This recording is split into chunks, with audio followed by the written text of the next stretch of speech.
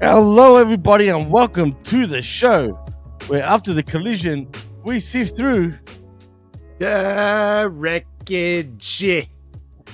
the wreckage. I am your host, Jimmy T.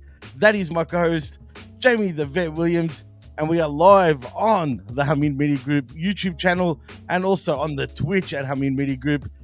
Vet, what is going on? What a busy week has been in professional wrestling. And what's the haps?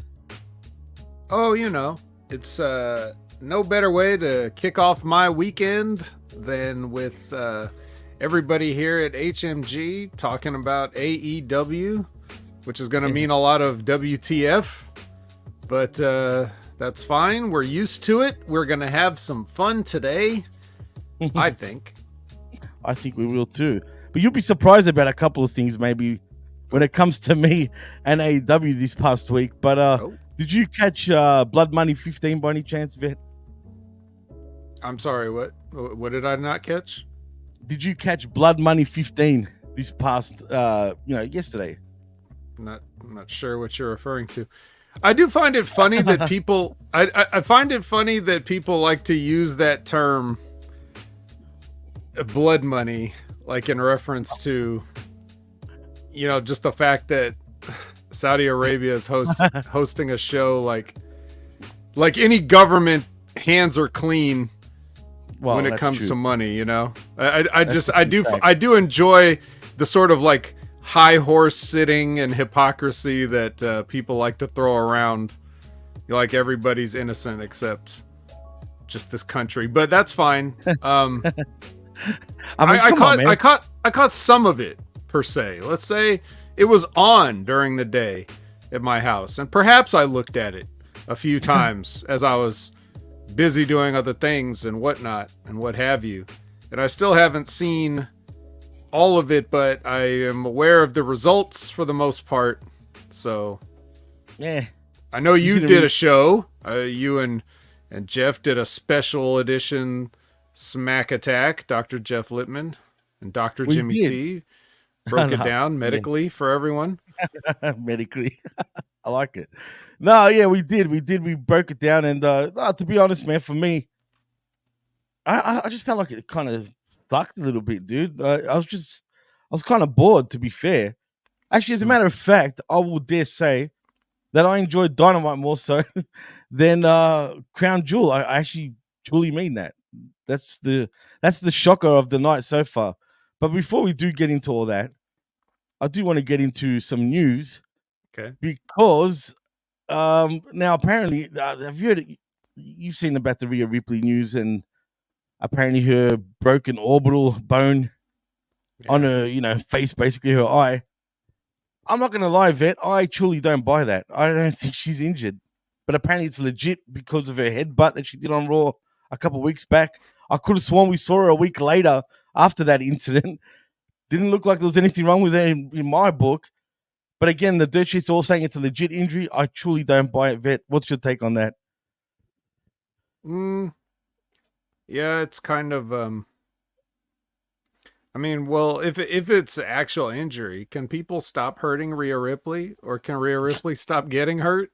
Because let's face it, if that shoulder injury that she had, that would have been her jumping into the wall. It's not like anybody could have muscled her into that wall, so she would have hurt herself on that one. And if are they saying that it was her headbutt that caused her orbital bone to? Well, you're not supposed to headbutt somebody with your own eye. You're supposed to headbutt somebody with your head. The head, not the face. It's not called a face butt. Maybe it was a eye kiss or something. Yeah, maybe it's. Was that the Adelaide kiss as opposed to the Glasgow kiss? That's definitely an Adelaide kiss. I'll vouch for that 100%. But yeah, look, I don't buy it though. Even the Liv Morgan injury at the time, I actually didn't buy it then either. I think let's work backwards from that though. So okay, they're lying. So why is this? Why did they do it? Look, this is not factual or anything like this. It's just opinion, obviously, and that's what we do here. But the only thing I could come up with really is either I was using the homesickness part initially, It can't be that still at this point because she's already had time off, right? So forget that. I truly think they don't know what to do with her right now. Honestly, because think about it, right? She has to look strong all the time. And with all the women's stuff that's going on at this present time, right? What do you do with her at this point in time? There's no Charlotte yet, right? Bailey's doing her own thing on SmackDown, whatever. Like, what do you truly do with her right now? She'll eat Raquel Rodriguez alive anyway. Technically, she'll eat Liv Morgan alive. And I'm talking about perception-wise even. Do you know what I mean? It's not nothing to do with in real life if she's a bigger, stronger woman. I'm talking about the perception to everybody is that Rhea Ripley would just pretty much destroy most women in that locker room, right? Am I wrong in saying that? Well, I mean, you've got some nice, strong women in that locker room now, and Raquel Rodriguez will be one of them. And if you remember, these two really went at it right before Rhea Ripley left NXT in the first place. Right. So it's not like they haven't established that they're a toe-to-toe, that's a toe-to-toe battle. So I that would be the obvious thing. What do you do with her right now? Well, what do you do with her right now is you sort of put Raquel in between her and Liv as a buffer. But right. I mean, that's what you would. How long? That's the logical explanation, but can they stretch it out? A lot of wrestling though, Jimmy, is especially in the WWE, is just guys showing up. True. Like,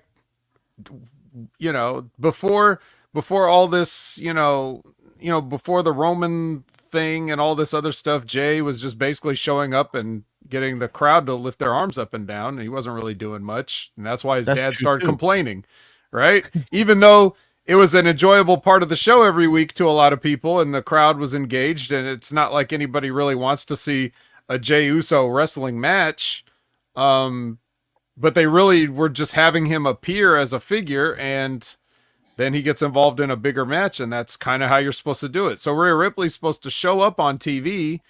She's supposed to exist. People are supposed to get excited when she makes her entrance and they play the music and she does the big stomp and then she does the weird poses and does all the other stuff and stands around looking good and all that. You don't need to have all the matches. And then, when the time is right, here comes a Raquel match. Here comes another shot at Liv Morgan. So that's what you do to answer your question. I feel like that's the easy part. But why do you need? But just because do you really think that they're just going to fake an injury just because they're like, oh, she's too over, I don't know what to do? Of course not. Then why isn't everybody on the show faking injuries then? No. Hold on. Yeah, let me look. You can never put it past them when it comes to faking an injury. You never know, right? I mean, only because I don't see evidence of her injuries really. Even when what happened on NXT. They had all these fake fucking makeup on her, right? For example, that looked really fake. Let's be honest, right? The week before she was on Raw, but apparently it happened the week before that when she actually fucked her orbital, right? So if it happened then, we would have seen some sort of bruising or something, man. Like I just didn't see anything like that for that matter, and that's my problem. Like, you know what I mean? Show me the evidence that she's injured. I just feel like they've maybe booked her so strong that they can't have her there all the time, like week in, week out, because she, they might feel like she needs to run over a lot of these women, and if she doesn't, then it's bad on her. I could be way off. This is just a conspiracy theory, obviously, on my part, and I could be way wrong. But I just feel like there's something to this that doesn't make sense. So I don't know. Like I said, it could be not what I'm saying. It could be something else altogether. But it's just, I don't know, man. Something's off about that.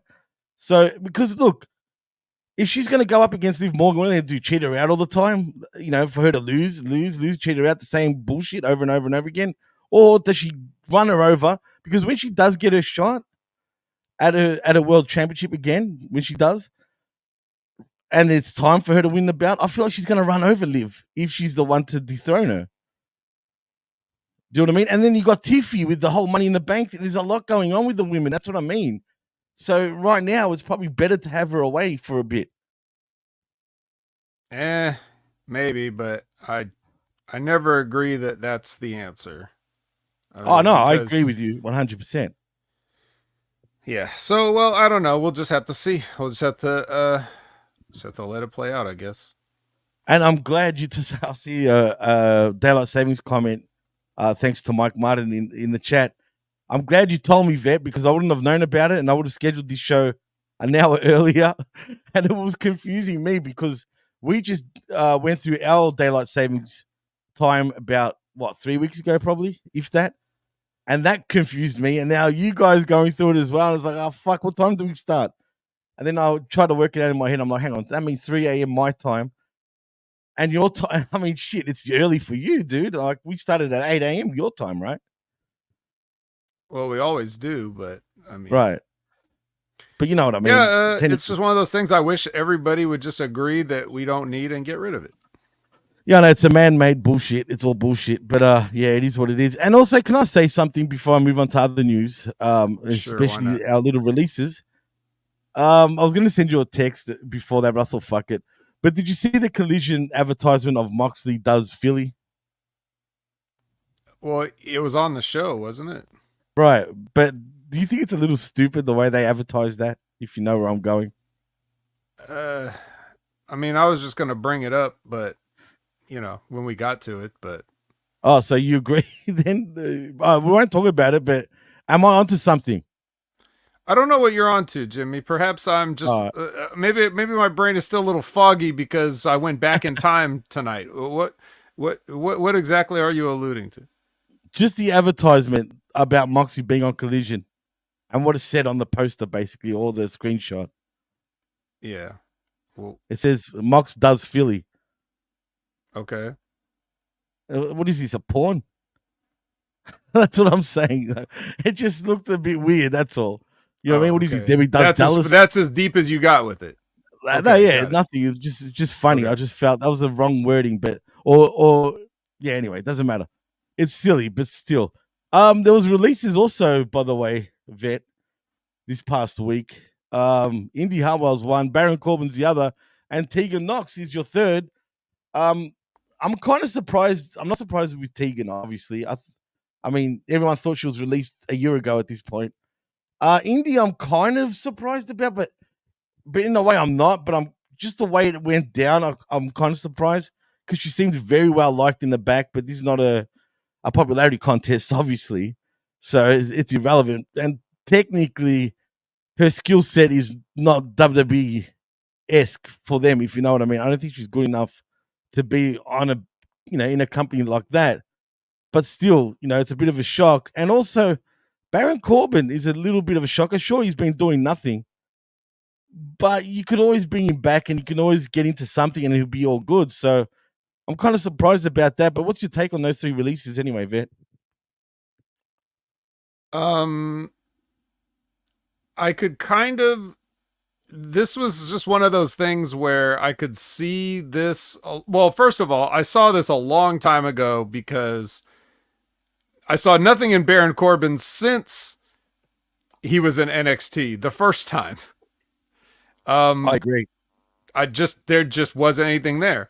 And he got better over time, but like not to the degree that he obviously should have. The Indy Hartwell is just like a day one thing. I'm like, well, geez, you could barely, I'm amazed she didn't trip over her own feet more often in that ring. She was an absolute charisma vacuum. And the only thing that was carrying her is her accent.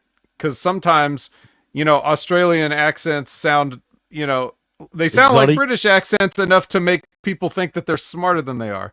So maybe she sounds a little classy when she talks, but not really. She just has that dumb face, and she's uncoordinated and unathletic, and she really just was wasting everybody's time and payroll. I'm sorry to say, it's just how I evaluate it. Tegan Knox, similar situation. Early on, she busted both her wheels.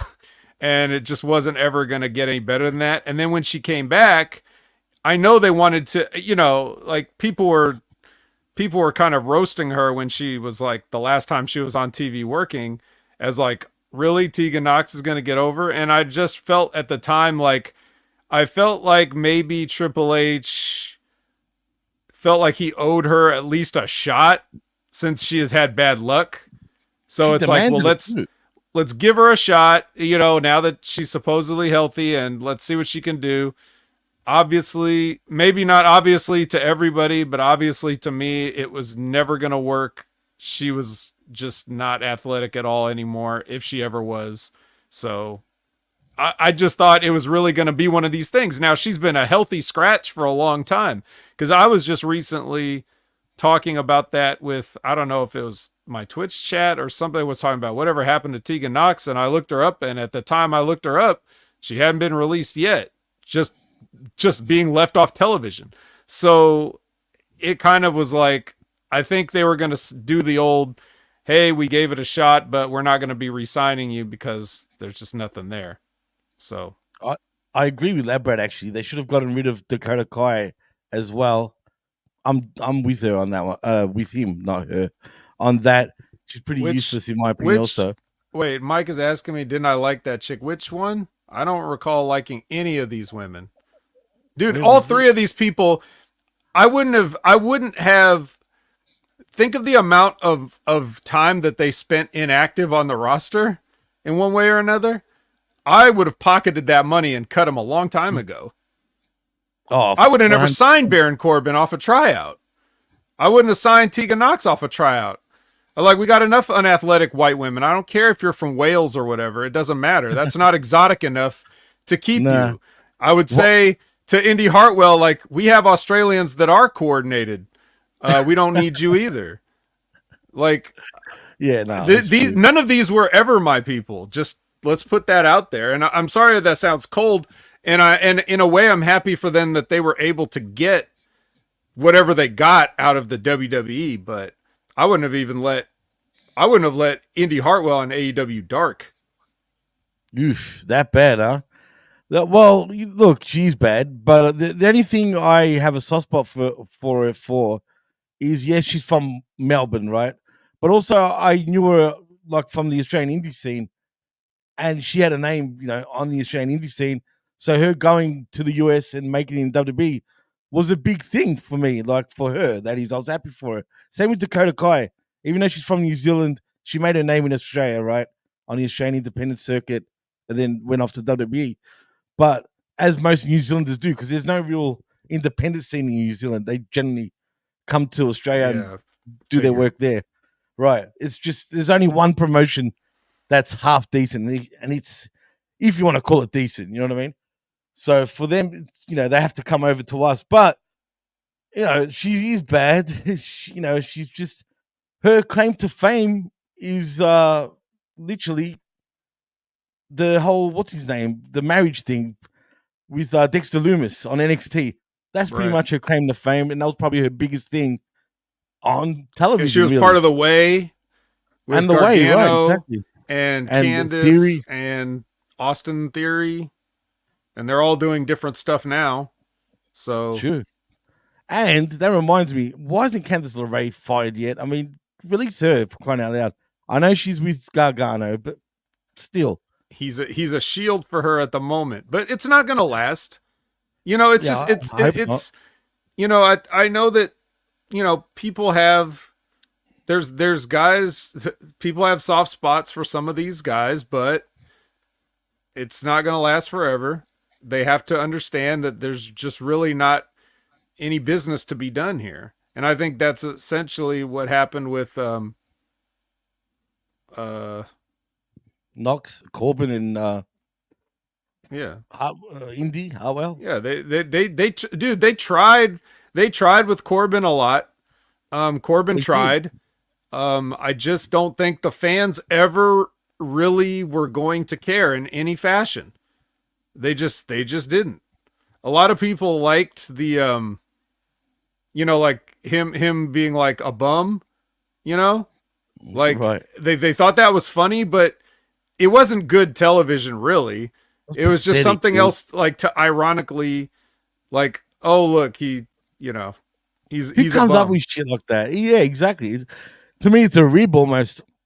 Yeah. But Zane wants to know why you hate Corbin, Vet. His whole career, just take your pick, whatever he's done. Oof, that was You know, a the nice zinger, lone right? wolf, Baron Corbin. I was like, okay. Then the bell rings, and then you know there's just they just try. I don't know why they just tried, and it was never going to happen. Sonic the Hedgerat says, "Can't wait for WWE to drop the ball on Ty Dillinger again." Well, where is he right now? He's disappeared again. Where'd he go? Actually, didn't he re-sign with NXT? Yeah, he's there right now. He's doing But a he hasn't been gimmick on with big Jack Perry down there. He's like trying to Big take Jack him under his Perry. wing. Oh God. Anywho, let's get into some other news though. Speaking of, Marco Stunt announces his retirement. Woohoo! Good for him. Beautiful. Where's Aaron Ben? Come on, Aaron Ben. Let's get a round of applause. I know you've been Are you waiting for happy this. now? You happy now, Aaron? I think we're all happy. I think we're all like, thank you. I want to take this time, you know, live publicly. I want to thank Marco Stunt for finally acknowledging that he's an embarrassment and stepping away. Wow. You know, I thank you for finally realizing how the credibility that you took away from something that's already by definition not credible. So thank you very much for finally understanding that, and stepping away. Well, in the sticking with the retirement news, Bill Goldberg is announced that he's going to have his retirement match sometime next year in WWE. Who could it be? Is it going to be who we think it is? And Gunther's going to put him out of his misery, basically? Is that what's going to happen? I don't know. Is this a case, is what I wonder. Is this a case of him trying to speak something into existence, or is he saying it because he already knows it's going to happen for sure? Like he's already put pen to paper on something, so he's going to say, oh yeah, I'm doing it. Or is he just saying like, this is going to happen and trying to like, you know, force somebody's hand? I wonder which one. Nah. Well, you see, you couldn't put it past him on the ladder. That's the thing. But I think it's a done deal. Surely he can't come out and say all that and for it not to happen. But then again, he does go into business for himself, and he's known to do shit like that. So I don't know. It's a good question. It could be, but I doubt it. For now, I'm going to lean towards that. It's already been done, and I mean, I know he was in Atlanta. He was just there because it's Atlanta, right? At Bad Blood, but they still did something. They still teased shit. So there's got to be something on the table, or at the very least, very close anyway. So we'll see. We'll see what happens there. But yeah, why would you do that to? If it is Walter, why would you do that to him? He will have his retirement match in WWE in 2025. Ah, fuck. I don't know. I don't even want to see him, dude. That's it. He's too old. He's done, dude. Like, I don't care. He's not going to entertain me. Is there any other decent news? If you want to call it any sort of news, but Becky Lynch wrestling break and WWE return plans update apparently. Let's see what's going on here. Update, huh? Well, that's what it says. I don't know what this update is, but this is what it has to say. Becky Lynch's contract with WWE expired this past June, and she's currently on a break from wrestling, but it's believed to be returning to WWE in the very near future. Fightful Selects, I hate this guy, Sean Ross Sapp reported that his sources stated that Lynch's situation currently remains unchanged, and Sapp reported that both Lynch and WWE officials currently expect her to eventually return to the company, as Lynch reportedly has been enjoying her time off, and WWE officials is trying to respect that. Trying to respect that, apparently, Vet. They got the inside word, dude. What does that mean? Their instinct is to really disrespect her time off? Is that what that means? Like, man, I want to call her up and harass her every day, but God, I'm trying not to. Because they need her so bad. I mean, because they're women's. Rhea Ripley broke her face. We need you, Becky. Yeah. Oh, fuck. Excuse me. I don't know, man, but it's ridiculous. Where do they even get that information from, man? Where sources? They're trying. Yeah, sources. Sources. Tomato sauces, bro. Or barbecue sauces, whatever sauce. It ain't an actual sauce, that's for sure. Yeah, well, I guess Is there any other noteworthy news here? Because it's all friggin' feels like Hollywood-esque. And no, you know what? I don't want to get into the Bucks until we talk about the Bucks on Dynamite. So there's no point of saying it now. But there's Ruby Soho and Angelo Parker fucking news because they welcome the birth of their first child. Apparently, good for them. I'm not even going to get into that. But that's other than that, dude. I don't think there's much going on here. Oh, El Phantasmo, by the way. I just wanted to. I know you knew about it, but before I forget to mention it, apparently he's got cancer, dude, and it doesn't seem that bright, like for him either. But in saying that, Chris Bay's injury must be that bad that for him to say, "Don't pray for me, pray for my boy Chris Bay because he really needs the prayers." I've got a bad feeling that it's going to be the end of his career, dude. At this point, I mean, that's how bad it seems. And as far as Luchasaurus goes, too, I think we can expect his career to be done also. I don't think he's ever coming back, dude. That pneumonia situation is a lot more serious than we've been led on to believe. So that sucks there. And also El Phantasmo with the cancer news is kind of shocking to me, dude. Well, it happens. It is sad. It's sadder that if this does have some sort of a long-term effect on his career. I mean, he's not that young. I mean, he's young in general life terms, but in wrestling terms, he's been doing this for a minute, and it's kind of sad that he didn't get like a bigger stage because I always thought he was really, really good. Me He's too. one of I'm my a huge fan of favorites. his, for sure. I remember the first time I heard his name, and I was like, El Phantasmo, huh? That sounds cool. Some kind of luchador. And then he's just some fucking white dude. He's some fucking Canada, white guy from Canada. And I'm like, what? You call what? But, what the fuck? He won me over because he's very entertaining and he's good at what he does. He's a good worker. He did things in the ring that made me go, this guy knows what he's doing. Somebody taught him right. And he does a lot of cool high-flying moves, but he does them at the right times, and he always hits. Like, he never fucks up his spots or whatever. Like, he doesn't, he's not coming down with the Billy Kidman knees to the face or whatever. He would always, like, if he would get a lot of hang time on his stuff, and, he looked really like he would be a fun guy to work. So hopefully he can make a recovery and then people can actually see him because he's a little too obscure for my taste right now. I'd like him to be more famous. Yeah, me too. I'm happy that I got to see him in person too, man. Down here when New Japan done a couple of pay-per-views in my one of the best matches I ever saw live was, and if you guys want to see it somehow, but it was when there was a New Japan show in San Jose, and it was him, and he had that's back when he had the British Cruiserweight Championship from Rev Pro or something. It was about a couple of years ago, I think. Maybe even a year ago, if it's the one I'm thinking of in San Jose. No, it's longer ago than that. Okay. It was probably 2018, 2019 or somewhere there. And it was him versus Show in a singles match for that title. And they really tore it down. Like, the crowd was into it. And I was front row at that show. So if you go watch on New Japan World, you can see me there. Oh, wow. That's cool. You can see me there. But great match.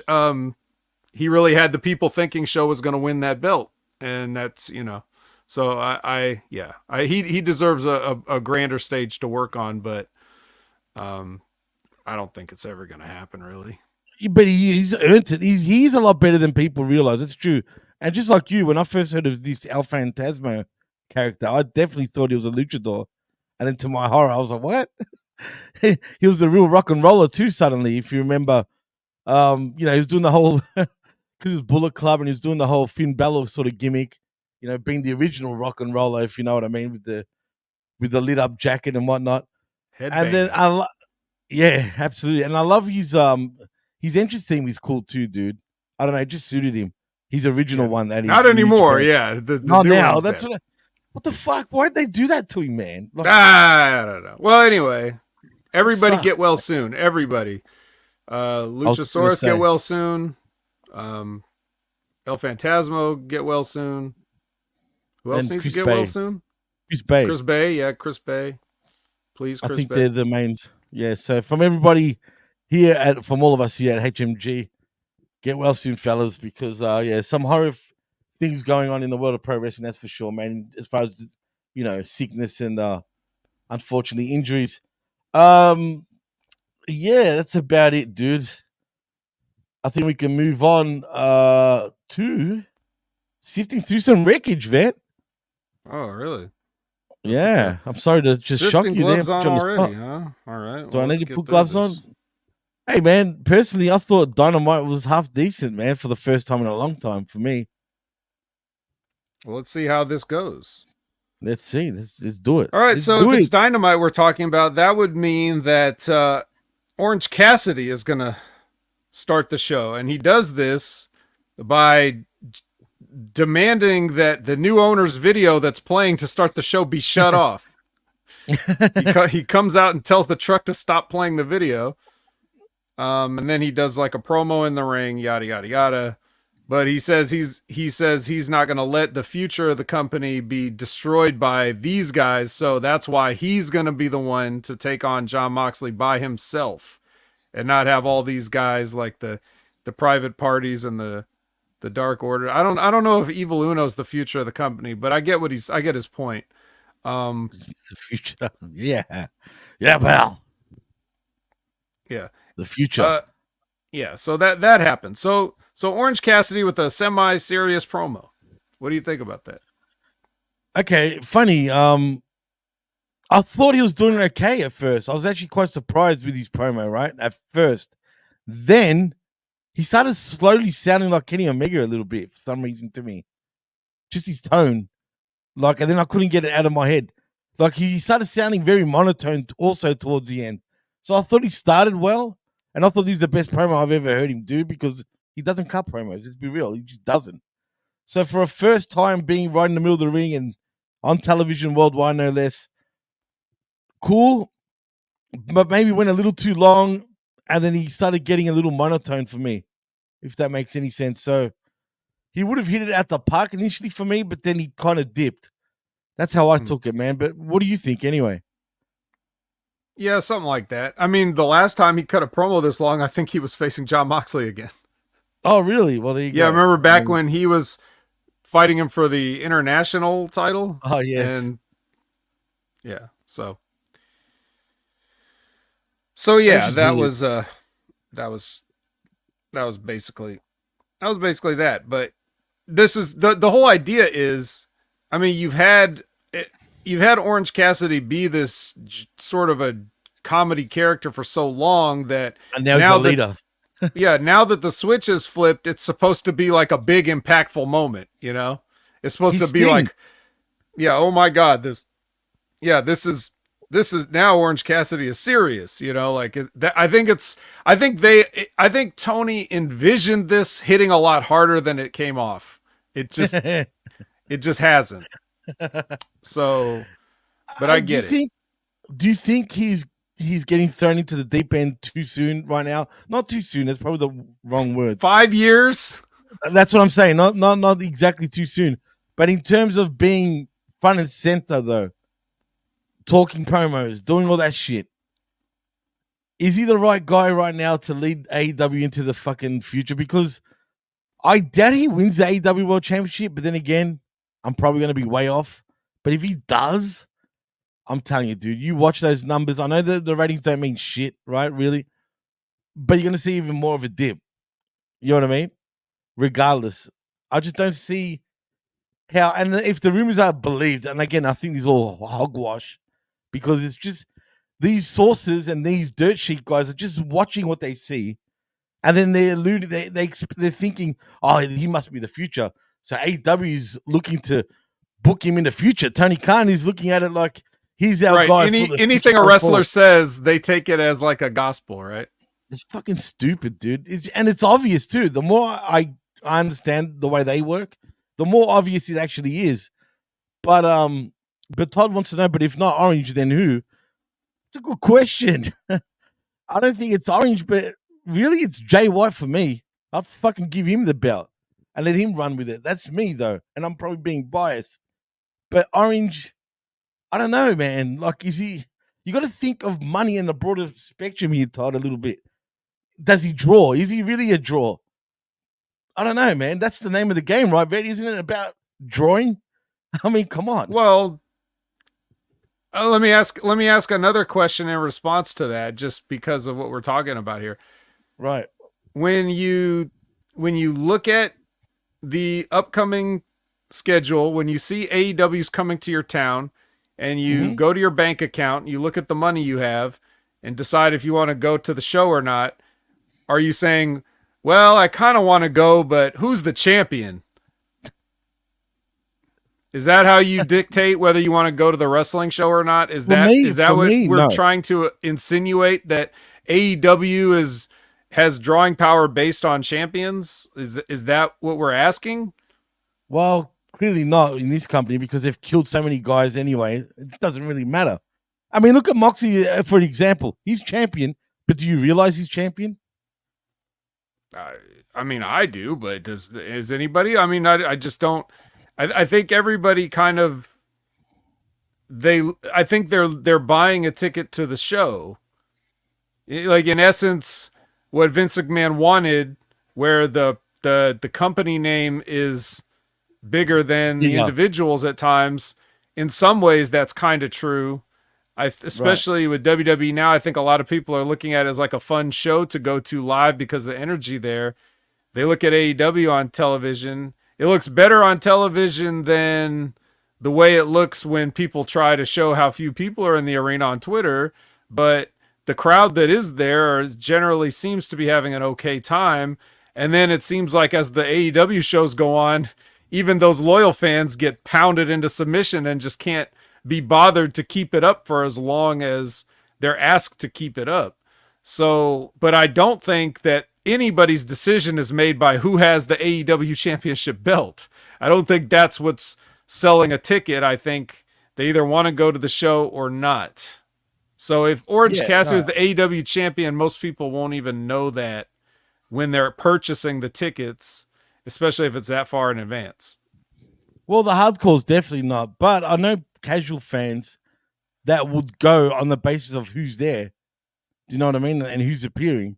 And if they feel the card looks weak, they won't go. You know what I mean? Simple as that. Whereas me, I will look at every opportunity, regardless of what the card is. Obviously, I'm that type of fan.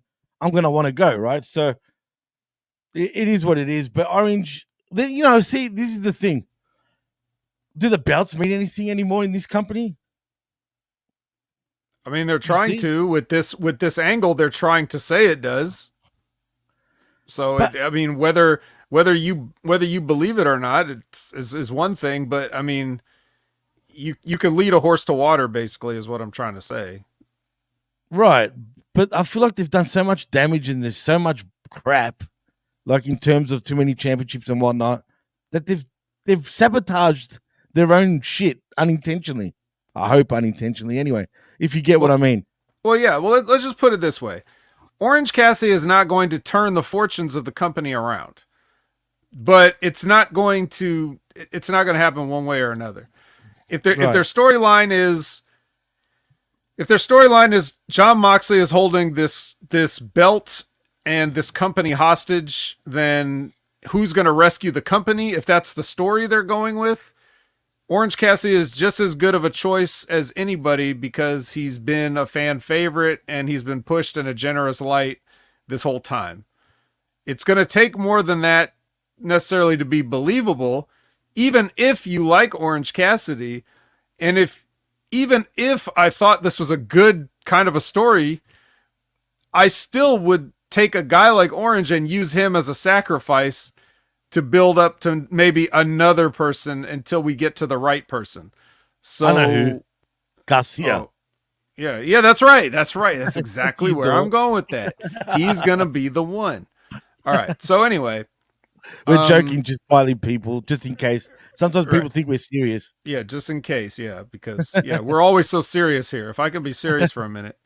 Yeah. So, but yeah, I just, Anyway, my next note is, I guess I just made this note because I saw the commentary team and I was like, whatever Taz has got going on with his knee and his surgery and stuff, can he can he just do the commentary from Zoom or something? Can he just, because I can't have this fat daddy, whatever his name is. Hey, I come on, can't Vic, take come this on.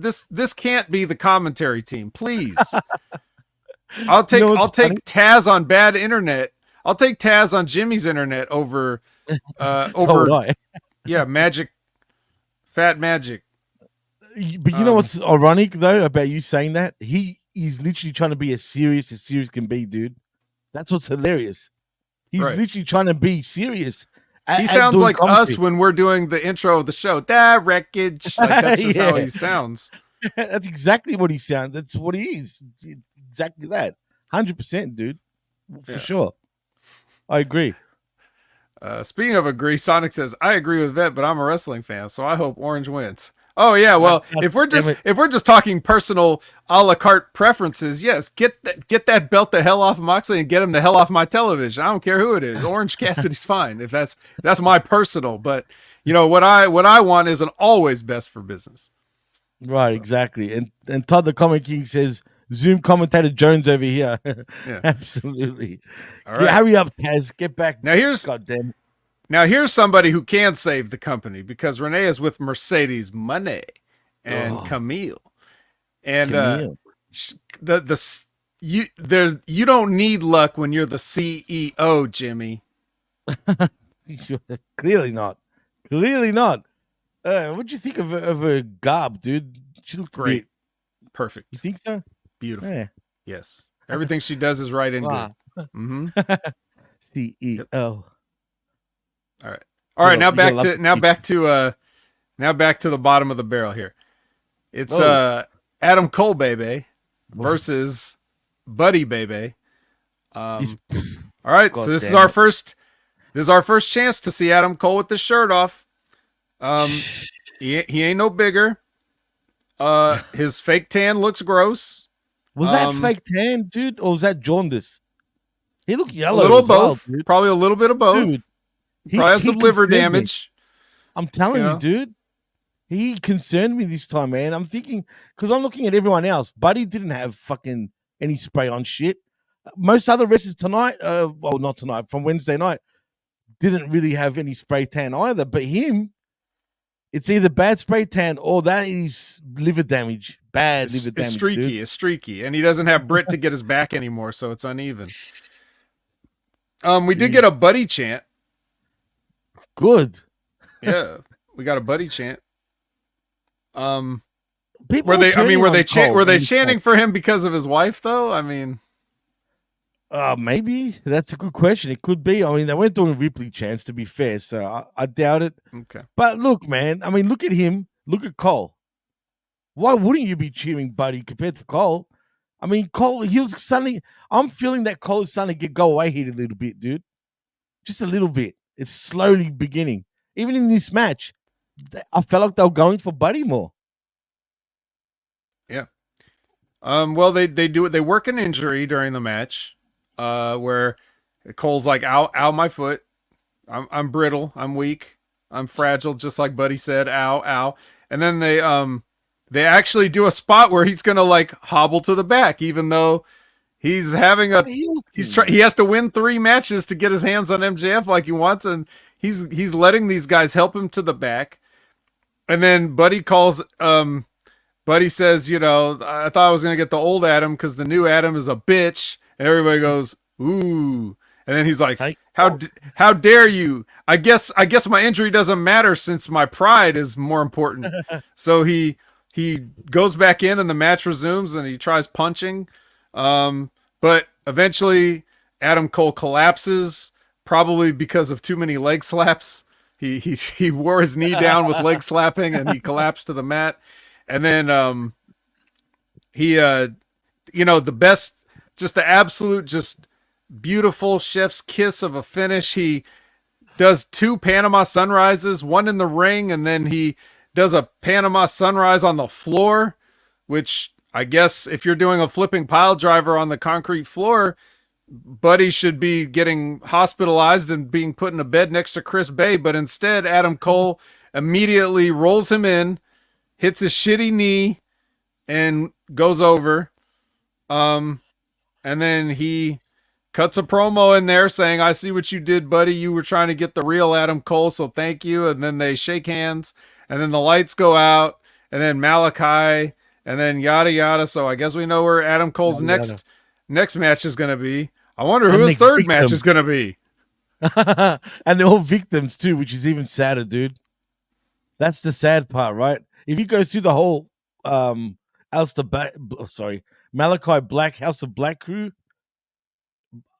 that's it, man. That is the most shittiest friggin' booking period, man. But in saying that, they look like idiots after the match. So now Buddy's friends with him. I was hoping like Malachi would slap the shit out of Buddy for like shaking Cole's hand and whatnot and congratulating him and shit. That shouldn't be the case. Fuck him. You know what I mean? They're all old NXT friends, so I know, but fuck that shit, man. We're going by kayfabe. I'm trying to keep it kayfabe here, right? This House of Black bullshit, right, are supposed to be like, I don't know what they are. They're demons. Who the fuck knows? They're supposed to be badasses, right? You got Cole. You look at him. Does he look like my finger looks like a professional wrestler compared to him, right? And I get it. He's gone through a lot of shit. Cool. Don't come back yet till you're ready then. Go hit the gym. And then when you're ready and you've got a bit of fucking... He's never really... No, I know. much different, but in WWE, at least he had a little bit of respect, self-respect. He looks somewhat he looks in much better shape, to be fair, than what he does now. But he's never been a tank or anything. That's true. But at least he looks somewhat respectable, sort of. But now he just looks like a joke. He looks like his head is getting bigger than his body, dude. If you know what I mean. Always if you see it. Yeah, well, yeah, that's true too. I don't know, man. I used to be a Cole fan, but now he just annoys the shit out of me, bro. You were a Cole fan. I kind of liked it. I'm talking about even during the Bullet Club days, like even then. You like this Bullet Club run. I didn't mind him. But now I just can't stand him. Yeah. Well, everybody eventually catches up to me, so that's good. Yeah. Renee is with Private Party, and like I believe it was Bruce pointed out earlier that or G Russ or Gruss or however you say that. I believe he pointed out something about like how come none of the baby faces are confronting Renee about her husband. Oh. But yeah, I heard Jim Cornette mention that too. Like, why isn't anybody saying anything? But seems like an obvious thing you could say. It's, I don't know. They're not doing it. They're all clowns. That's why. Yep. But anyway, yeah, Private Party's there and she's interviewing them and Christopher Daniels comes in and he's like, which Christopher Daniels, like, look, everybody on this show gets their promo interrupted. The only angles that ever come on, like, is during somebody's promo, where somebody will try to cut a promo backstage, and then someone will just walk in, right? Right. So you would think that the least that Christopher Daniels could do is be the guy to not do that to another wrestler since he's the Office. But here he comes. He's like, hey, guys, I know you're doing a promo, but shut up for a second, because I just want you to know that I think it's dangerous that you guys are messing with the Combat Club or whatever, the new owners. So be careful out there. And they're like, all right, thanks, Christopher Daniels, but, we got to do what we got to do. I did hear him referencing to this Blackpool's bullshit to Moxley's Combat Club now, by the way. I don't know if that is the name, but if it is, it's pretty lazy. All right. Well, next we're back to Adam Cole. He's cutting a promo from the trainer's table. He says, in his promo, he's talking to MJF directly, and he's like, I don't blame you for my ankle injury. And I'm like, well, you can't blame him because you jumped off a ramp. You were actually his friend at the time. Why would you blame him? I blame you because you were getting beat up and I tried to help you, and that's what hurt me. Oh, okay. Yeah. And he also explains how I knew you were going to turn on me, so that's why I turned on you, type of deal. Yeah, even though there was no sight of that even happening. You know what I mean? Like, come on, man. Well, speaking of turns and angles that nobody is really that invested in, Kyle Fletcher and Don Callis. They come out and they call Will Ospreay. They say, get out here, Will Ospreay. But instead they get, I think we've mentioned this guy before, Mark Davis. You remember Mark Davis? He's back. Yeah. Yeah. Yeah, I feel bad for him, dude. I truly do. Why? Don't feel bad for him. They offered him a spot in the family. They said, "Here, we got a spot all picked out for you, Mark Davis." Yeah, right. First of all, damn it, he sucks on the mic bad. Oof. Like, that was awkward, dude. He made Fletcher look like he could speak. You know what I'm saying? Like, he's bad, dude. And I feel bad for him because what do you do with this guy? He's just going to get buried now, pretty much, and be left out to dry. And then we probably won't see him for a long time. As a matter of fact, he'll probably be in Ring of Honor. Well, before you do that, this is what you do with this guy. You just have him come out and have Kyle Fletcher say, "Hey, want to join the family?" And then he'll say, "Why do I need it?" He said, "Why do I need a family? We had an empire," which right, exactly. True, we did have an empire. It's true. But yeah. So anyway, he's got a hard decision to make. I mean, I think so, and that's what Kyle Fletcher said too, so he agrees. Then we get Renee is with Hangman, and he does one of his weird angry promos. He said there's no such thing as redemption unless I'm playing Red Dead Redemption on my on my home console. But other than that, yeah.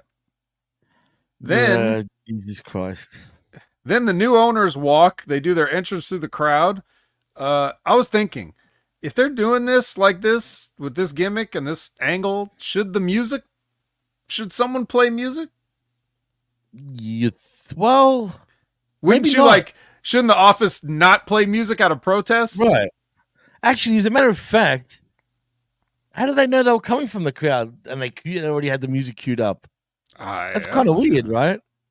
Yeah, no, you're right. Well, these are little details. I mean, there's just little things that you think about, but it doesn't matter because there's no consequence for anything you do. It doesn't matter if you try to commit murder or whatever. You can just, as long as you have a championship belt, at least, I guess you could do it. Wait, no, you can't, because I know a guy who had a championship belt and he grabbed a guy backstage at All In, and he doesn't work there anymore. But he had a championship belt at the time, though. He did, and he never lost it either, apparently. No. Allegedly. And all he did was grab one guy. There were no plastic bags. There was no screwdrivers. There was no, he grabbed him real quick. And then people got in between. Wow. But he was the champion at the time, so, Wow, well, that's pretty sad. When you break it like that, it's actually pretty sad, man, because to me, the spot was, I know it's a work, right? But that spot with Danielson looks way worse than what that guy that used to be champion, who still is technically champion. Whoever he is. Whoever that guy is, I don't know who he is, but that choked out that Perry fella. You know what I mean? He didn't even choke him out, no less. It was just a little shove. And then, he's gone, really? Grow some balls, Tony. Fuck's sake. Anyway. Well, he fears for his life. So, anyway. Oh, yeah. True. Mox is in the ring doing one of his promos. He says he doesn't want Orange Cassidy to catch the disease that makes everybody lazy and just collect a paycheck. What the fuck was this about, dude? What the doesn't want him to catch the disease that makes him lazy? Basically what he's saying is he doesn't. Yeah. What do you mean? What is he talking about? You know exactly what he's talking about. Why am I explaining this? What he does do is he teases that he's going to Pillmanize poor Wheeler Yuta. Like, I'm going to make an example out of him. And then Orange takes the bait. He's like, don't kill this guy. And then it was like, haha, sucker, we weren't going to do it. And then they beat him up too, man. And then Darby rappels down from the rafters like Sting. Oh, how dumb did he look? What was the point of him coming from there? They didn't even catch it properly first. Second, he got freaking taken out in the second, bro. That was it. He comes down, got taken out, that was done. He was done. That was it. Plain and simple. Right. And what was he gonna do up there all night if these guys didn't come out and do a promo? Or what if Orange Cassidy didn't? What if he actually just let John Moxley sit out there, and then he actually had to break Yuta's neck, and then would Darby still come down, or would he just stay up there all night, or like how was that going to work? Good question. It's actually a very good question that unfortunately we won't ever find out. But it was just dumb, man. Anyway, like you said, they got rid of him pretty quick, but then all the usual people come back out and run everybody off. The guys that were waiting in the parking lot with weapons, like all those guys, they run out, and the numbers, So then they play the Young Bucks music, because Private Party's in the ring. Private Party's in the usual group of guys, so they're already out there. But then the Young Bucks are like, well, I guess now's as good a time as any for the title match. So anyway, now we get the title match. So it's Private Party versus the Young Bucks for the AEW Tag Team Championships. Cool. So I'm surprised the Bucks gave him up. Well, there you go. You got right to the finish. The Bucks lose. I mean, there's no point. This match was long. Look, it was long. There was a lot of near finishes. There was even Hulk Hogan moments. I forgot to mention Adam Cole even hulked up. And in this match, we had a Hulk up as well. Right? Too many Hulk ups going on in the same show, which is weird. The real Hulk is banned. Yeah, the real Hulk is banned. Right. That's true. But here we are getting a Hulk up, brother. Jesus Christ. Not one match, but two matches on the same show. We had to do it. You know what I mean? Private Party looked like the Hardy Boys of the late 90s. More particularly, Cassidy kind of gave me the vibes of Jeff Hardy with the see-through sort of shirt. I'm happy for Private Party, and that's cool. What I don't understand, though, what the fuck happened after this, dude? Like, why were they in a rush to leave, and why did they give him respect? That's not their character. Yeah, well, I mean, the Young Bucks, after losing, they end up doing the handover, to sort of christen Private Party as the new champions. And, so yeah, not very in character of them, but perhaps with all the chaos and everything going on in their company, they've been thinking about a lot of things and they don't have time to be as big a douchebags as they normally are, or something like that. Or maybe Private Party beat some respect into them during this match. Who knows? Oh, sure. Well, I know one thing. Apparently, this is what I was going to get at, that I said earlier, and I was going to wait till we get to here. Apparently, Nick Jackson has got a shoulder injury. And this is probably their way of writing him off television for the time being. So the only way they were going to give these guys up is because they're hurt? Like, apparently. You couldn't just put the kids over? I know. See what I mean? And do they think they look good by doing that to the fans? Really? Like, they're such assholes in a way, man. When I say assholes, they're condescending as hell, dude. Like, do you know what I mean? I just can't take them serious anymore. When you spend most of your career just sort of like exposing / making fun of the business, right? Killing the business, they expect their fans, or the fans of this company, to see something like this. Like, you normally are douchebags all the time, but now, because we're actually being serious and shaking hands and giving respect to the team that beat us or whatever, oh, this means a lot now coming from the Young Bucks. These guys don't take anything seriously. It's the same way of like, oh, now Orange Cassidy is serious. The hands are out of the pockets. They think there's some humongous pivotal moment, in character development for these people. I don't think it lands that way, but I can imagine that that's how they want people to think when they look at it. So that's probably why they're doing it.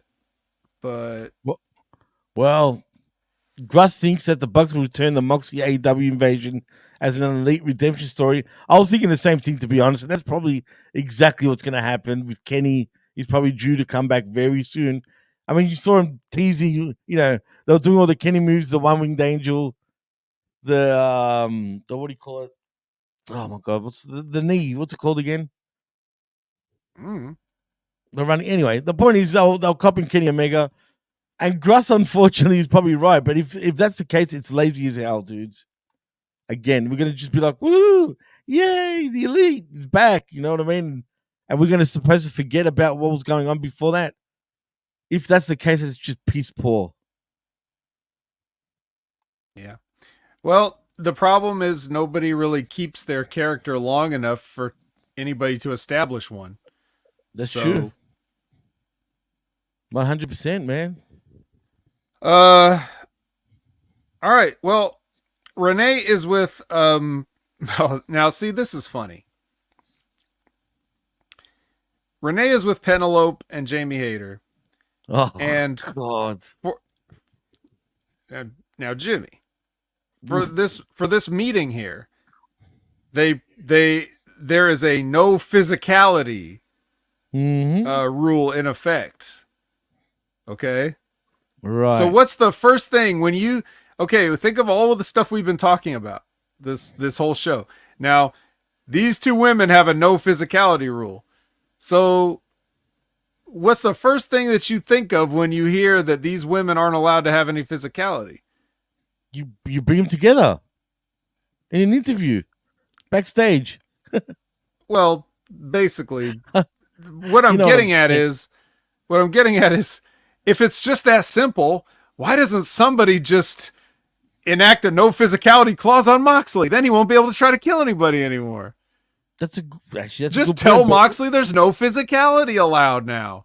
But we haven't seen management give a shit about what's going on. That's another bizarre Doesn't thing. matter. They gave a shit about this, so problem solved. We figured it out. All we need to do, tell Moxley what you told Hayter and Ford.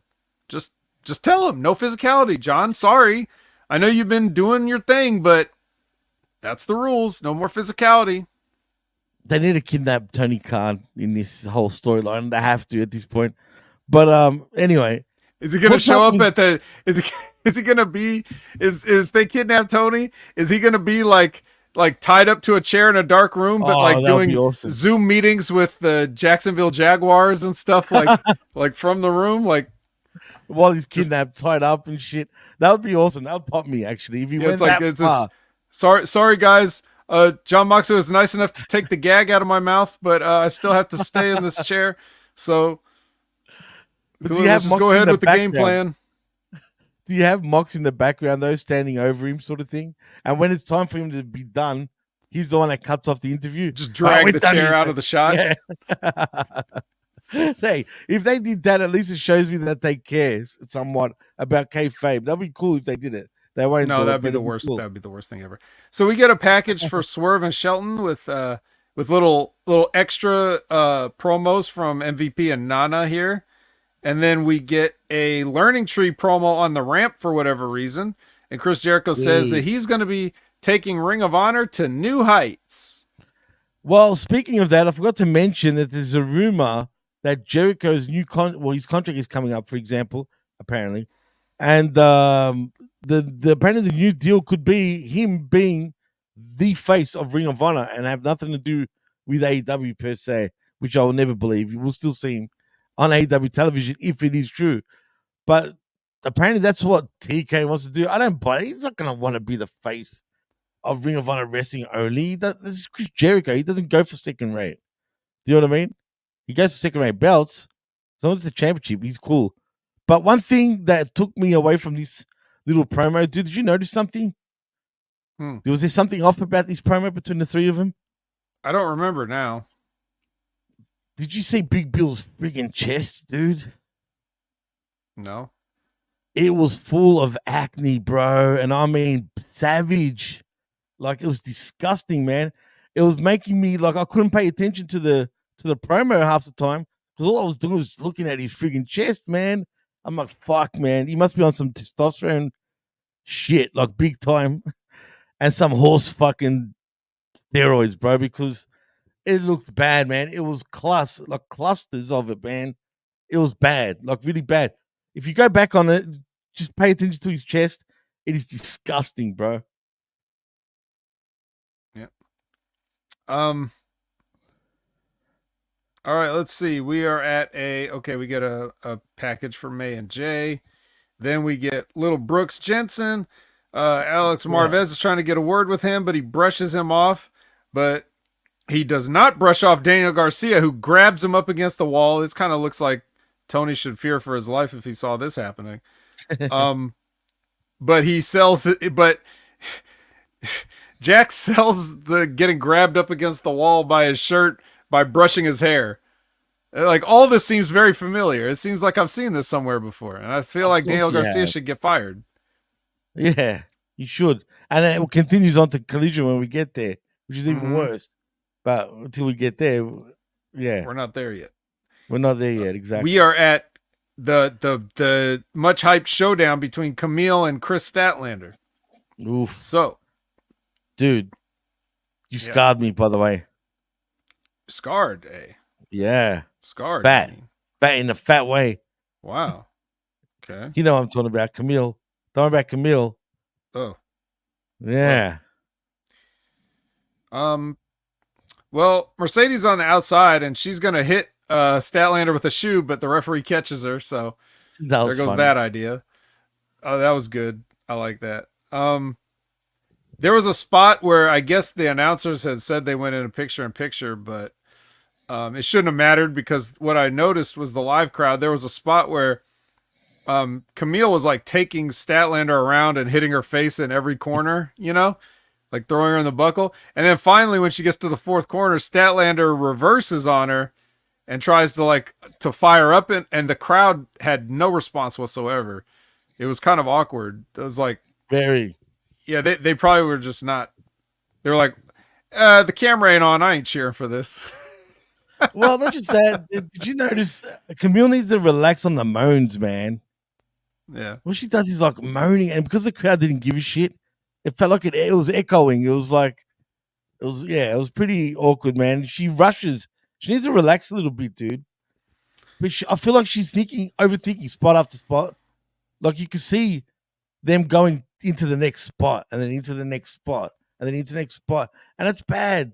She doesn't know how to be, what's the word? Natural. She looks so awkward in the ring. It's just bad.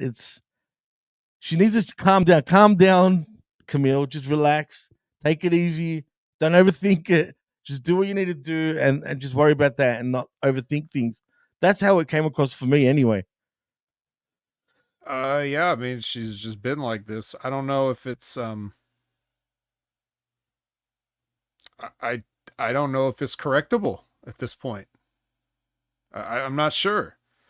But anyway, once the camera came back on, Statlander got a big power slam, and the people did react to that. And she hit the Fright Night. What is it? Fright Night Fever? Because this was Fright Night Dynamite or whatever. So the Halloween edition of it, which is funny because did you hear the theme, the Dynamite theme? It was done in a Halloween sort of. It's the same theme, but with like a Halloween tone to it. Like you're hearing laughter, and it was changed a little bit because they're so cool. But dude, can I say you're so right when you said about Statlander last week? Except she's gotten even fatter after last week, bro. Well, she's got. I mean, damn. I'm being serious. She put on more weight from the week before. I don't know how. Hey, look, but she did. She's probably like a power lifter. She probably just is packing on mass, and then she's gonna she's gonna shred down later. Hey, but I can say that I'm a fat dude, so I can call it fat. Right. So anyway, she hits the Fright Night Fever and actually gets the win, but then the CEO comes in and blindsides her, and then she yells at Camille for losing. She's like, "Get to the back," and then Camille just leaves. And then she says, "If you want something done right, you got to do it yourself." So, and then she's like, "Huh," and walks off. Yep, like really. That's right. Mm-hmm. God. Yep. Pretty good. God damn it. A+ segment. Yeah. So we get a package on the whole Hook and Kip and patriarchy thing. And the patriarchy does a promo after, and Christian extends an olive branch for next week when he's going to give Hook an explanation.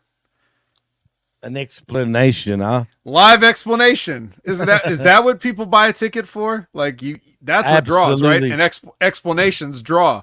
Not champions, 100. explanations. Not explanations, dude. Like, That's what honey, they're draws. going to explain something on Dynamite. We should go. Let's bring the Can you imagine? kids. Yeah, because we have to see it. We all have to see that explanation, whatever it is. Mm-hmm. I got to know. Don't know about the Yep. championships. What Suckers championships? gots Too to know. many. Suckers guts to know, exactly. Yeah, which brings us to the conglomeration with Renee. And Mark Briscoe's word of the day is instability. Instability. Mhm. Exactly. I love his man. I love how he does that every week. And they're not small words either. They're generally pretty big words, which makes me laugh even more. Yeah. Well, basically this boils down into a challenge for a fight without honor next week, 3 versus 3. Without Learning Tree honor. versus Conglomeration. So in other words, it's a Texas Tornado type of match. Is that what's going to happen? Is that what it is? I guess. I don't know. A fight without honor just means no DQ, right? So that's what I'm assuming we're going to have. I don't know if that means tags. I mean, I guess you can't be disqualified if you don't get out of the ring in 5 seconds. Not that anybody ever does in AEW or anywhere else, right. But exactly. So I guess theoretically, then yes, it should just be a Texas Tornado. Anyway, Christopher Daniels yells at the Young Bucks for leaving. He's like, "Where are you guys going?" And they're like, "We're gonna work from home." They're gonna That's not a joke. Home? That's actually what happened. And then that means that they leave Brandon Cutler behind, and the new owners grab him up and beat the shit out of him, and they hold Christopher Daniels so that he has to watch. Well, first of all, Christopher Daniels doesn't give a shit about Brandon Cutler, so this doesn't have, again, the emotional impact of like, no, not my best friend, my bald brother, Brandon Cutler. No, don't.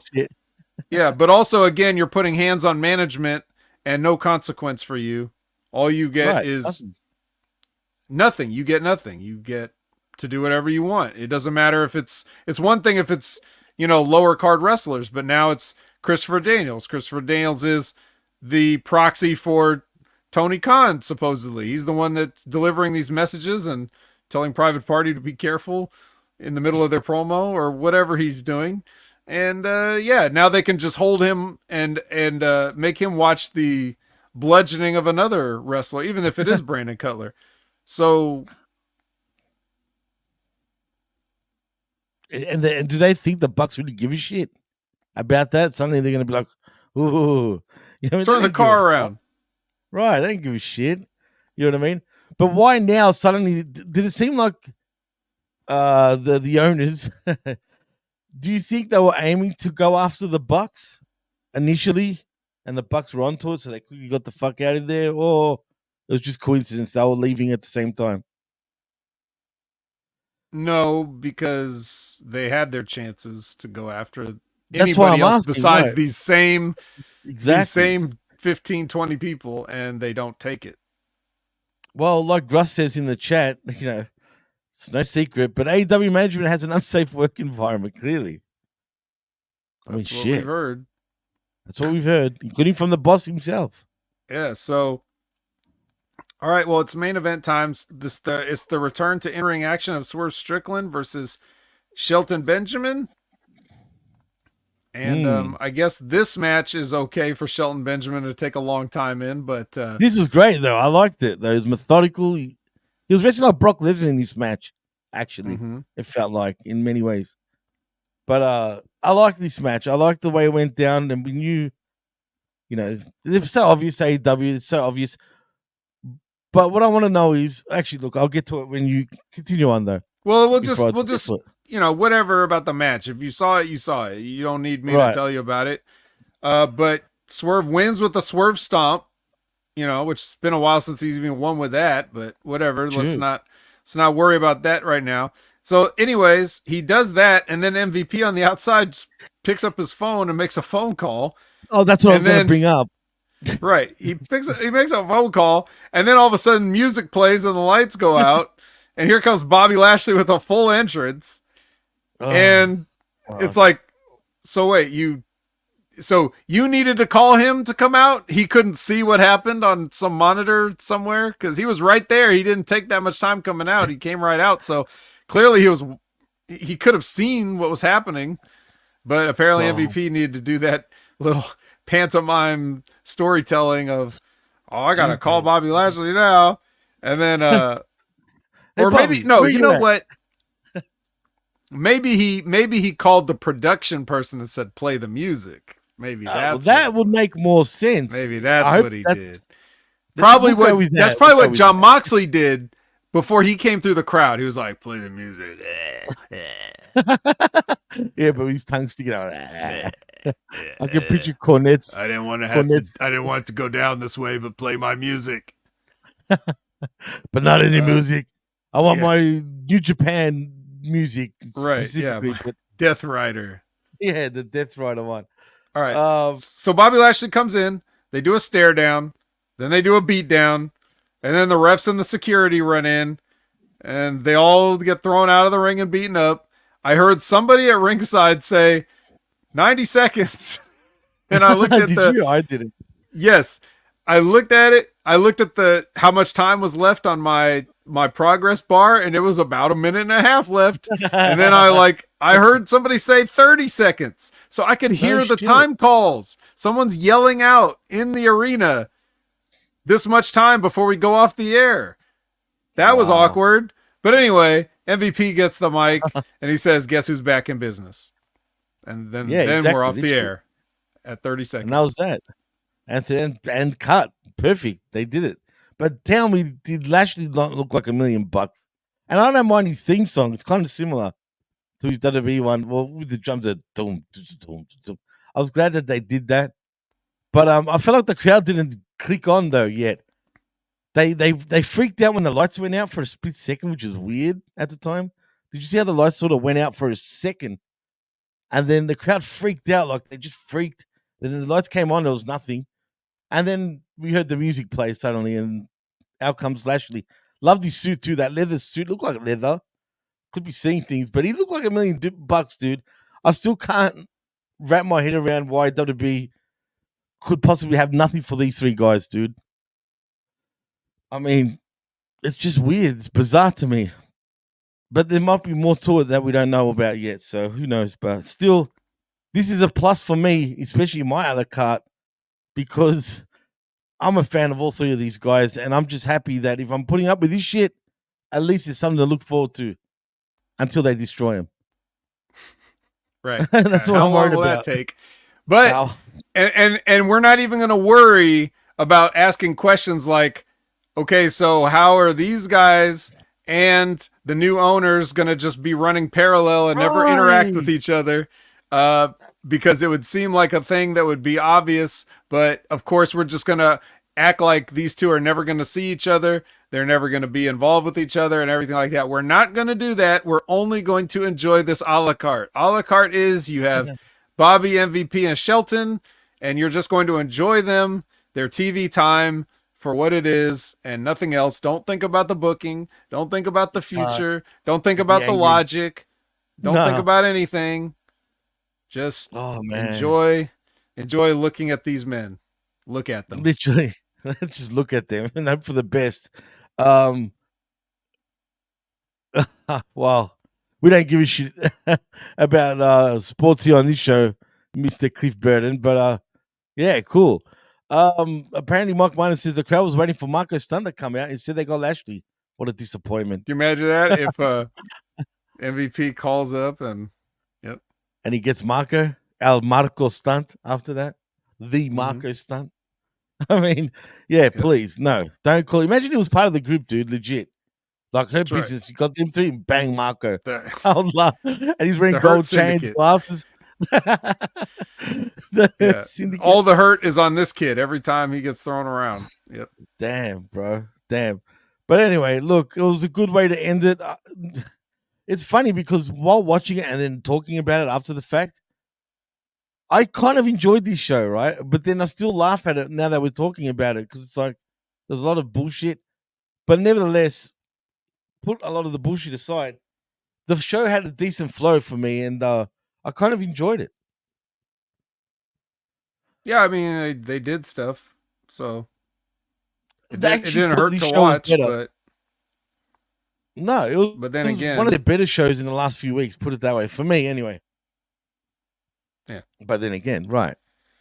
Exactly. Well, We what move about on to Rampage? do we? Because we have Rampage. I'm a And guess. You we got missed it. a new star of Friday and Saturdays.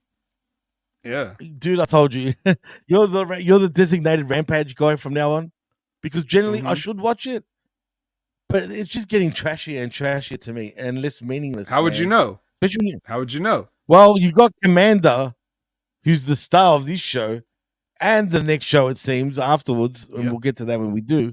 Well, But you'll when you advertise understand Commander, once I lay it all out how Commander took command of the weekend. he was the commander of the weekend, 100%. But we're not there yet. First, we're starting out with LFI versus the Fat Guys and the Butcher. Who's the fat guys and the butcher? Well, I'm glad the you fat asked, guys. Jimmy. I know who you're talking about now. It was Beef and it was Right. JD Drake. You know, Oh. just the guys, the kind of guys that you just really want to see on television. Well, I'm glad I didn't watch this shit. Put it somebody to make the Butcher look in shape, you know? Good point. It's actually a great point. Yeah, the Butcher looked like Ravishing Rick Rude in there next to Beef and JD Drake. Wow. So Ravishing Rick Rude. And right, the so match was a match good. That match goes exactly the way you think it was. Oh, great. But next we get a sort of a promo from Stokely Hathaway. And he's basically taking credit for pushing Private Party to finally become champions, because he was offering them, if you remember, he was offering them his services, but even though they didn't take it, he still is saying that because of him and his pushing and his encouraging, they were able to finally reach the mountaintop. And he calls himself the Architect of Champions. So, God, please. So there's that. Damn. And then we get Taya Valkyrie with Deonna Purrazzo in a match against Zoe Lynn, who I was interested to find out that even after switching phones, my predictive text, when I type in Zoe, it predicted Lynn, so she's been on before. Apparently, really? I've typed it enough times that my phone remembers that what to put next. Wow. But anyway, good old Zoe Lynn does not last long. And then afterwards, after she's beaten in one of Taya's few wins on television in the past 3 years, they go backstage and Stokely is there and he starts talking a bunch of shit. And he's like, you know, if I was you guys' manager, I would tell you to go back out there and beat her up some more. So then Taya looks at him and then she goes out there and sure enough, she does go out and beat up Zoe Lynn some more. Yes. So Stokely's doing something. So can I is it safe to say that Purrazzo and Valkyrie are now the queens of Rampage? Are they only on Rampage these days? Well, they're kind of on Rampage, and sometimes they're... It feels like it. I don't see them on the other two. Yeah, well, they can't just be the queens of Rampage, because after we get a package for Rosa and Harley and their match coming up on Collision, next we get Queen Aminata, so she's probably the queen. You know, you can't just have a bunch of queens, right? There can only be one queen. And she's taking on Top Flight's Layla Gray. So got a couple of nice young ladies in a athletic contest. Absolutely. Yep. This should have been a good match, actually, Vet. As a matter of fact. Did it live up to it? Yeah, well, I don't know. I wasn't really paying attention, but she did put but the queen did win by putting it was some weird hold. I don't know. It kind of looked like an octopus, but it looked even more like painful and weird, and there was more limbs, so let's call it a squid. She beat her with the squid hold. That's squid. Not a python hold? No, I'll say it's a squid. 10 arms instead of the usual 8. Yep. Okay, that's interesting. The squid. I like it. Cool. Okay. Next match. Top Action versus Dark Order in a trios. Now, what have we seen these guys doing the past couple of weeks? The same shit. No, what have we seen them doing? Top Flight. Well, Moxley and shit. Yes. The stuff. They've been teaming up to fight against Moxley and them. But now they're in a random trios match against each other. Now, anybody can feel free to correct me because, God, I only kind of watch some of these shows and, some of it's at double speed, even though I can still hear the audio. But did I miss anything where this match even got set up? Like, was there an argument between them and one of the other segs that allowed them to, put this match together or something, or why this match existed or made sense? Did they shake hands or hug before the match? Not before. Okay, all right. Well, then this bullshit, this stupid, again, no logic whatsoever. We're going to pretend I'm giving anybody the chance, maybe one of the statisticians like Zane Vicious who accuses me of not watching the shows, maybe he can tell me in his infinite wisdom whether I just missed something that they were supposed to show us. But anyway, it doesn't really matter. I mean, it's really up to Tony to book the matches. So if this is a match he wanted to see, I guess it doesn't matter if the company's in trouble. So they do this spot where they're trying to get Action Andretti. If you remember, now I do remember this. Mr. Shitty. So if you remember how Action Andretti was the one that was like, why are you guys okay with losing all the time? You remember that? Right. That little gimmick where he's trying to fire up at him. Tell me he fires up. Yeah, so in this one, what happens is he took Alex Reynolds, this is right at the finish. He grabbed Alex Reynolds by the neck and the trunks, and he slid him under the ropes into the ring post. So he hits the ring post with his ribs, then he pulls him out, jumps up, does the split-legged moonsault, and beats him. Wow. So we're seeing a vicious side of Action Andretti. Wow. Vicious. Let's hope we don't get a delicious also with Action Andretti. But anyway, that's another whole different thing. Well, Zane claims, do you remember during the invasion angle? Are you talking about back in WWF days? Please elaborate a little more, Zane. Right, 2001, exactly. Is this that long-term of a storytelling? We're doing a callback to... You can't say shitty, Zane. There's no logic, please. I just wanted to know if I missed a promo somewhere along the way. Maybe they did one on social media. Perhaps they did a TikTok or something that I didn't catch. Whatever. Maybe a MySpace thing they did. But even if they did do a MySpace, maybe like many other things on these shows, they show you a clip of it right before the match to refresh you in case you missed it, because they do that a lot. Right. Anyway. That's true. So afterwards they do shake hands. It's a little contentious, because Dark Order's sore losers, but they're like, yeah, I guess we're still friends.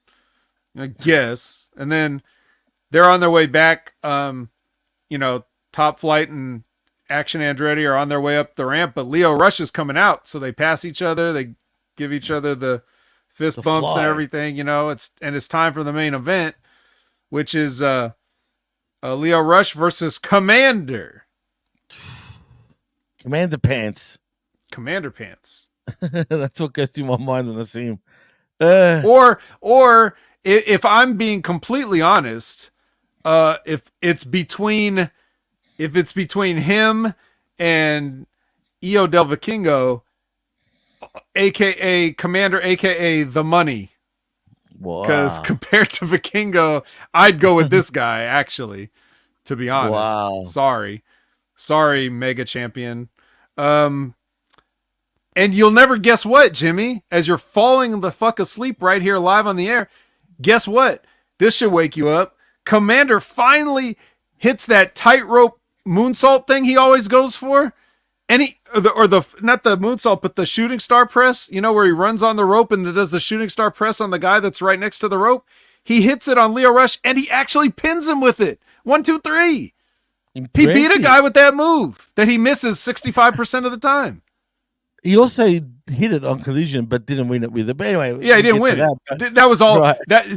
He got you see, Jimmy, what they did. They got the strong win here, right? A strong win for Commander, and then that sets up the false finish. We've seen him win with this move, and now you use it as a false finish in his next match. You see the psychology of that? That's actually, guys, that's actually correct psychology. Unfortunately, it's at the expense of Lio Rush, who's much better than Commander, and is constantly being put in these positions like another guy that we'll talk about on Collision. But yes, that was actually not bad booking to do that, but I'm just saying.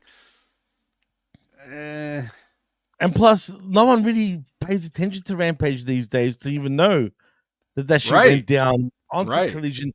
And they don't even really explain themselves properly on Collision sometimes on what happened on Rampage. They do occasionally, but sometimes they don't even mention it. It's just like, who cares? You know what I mean?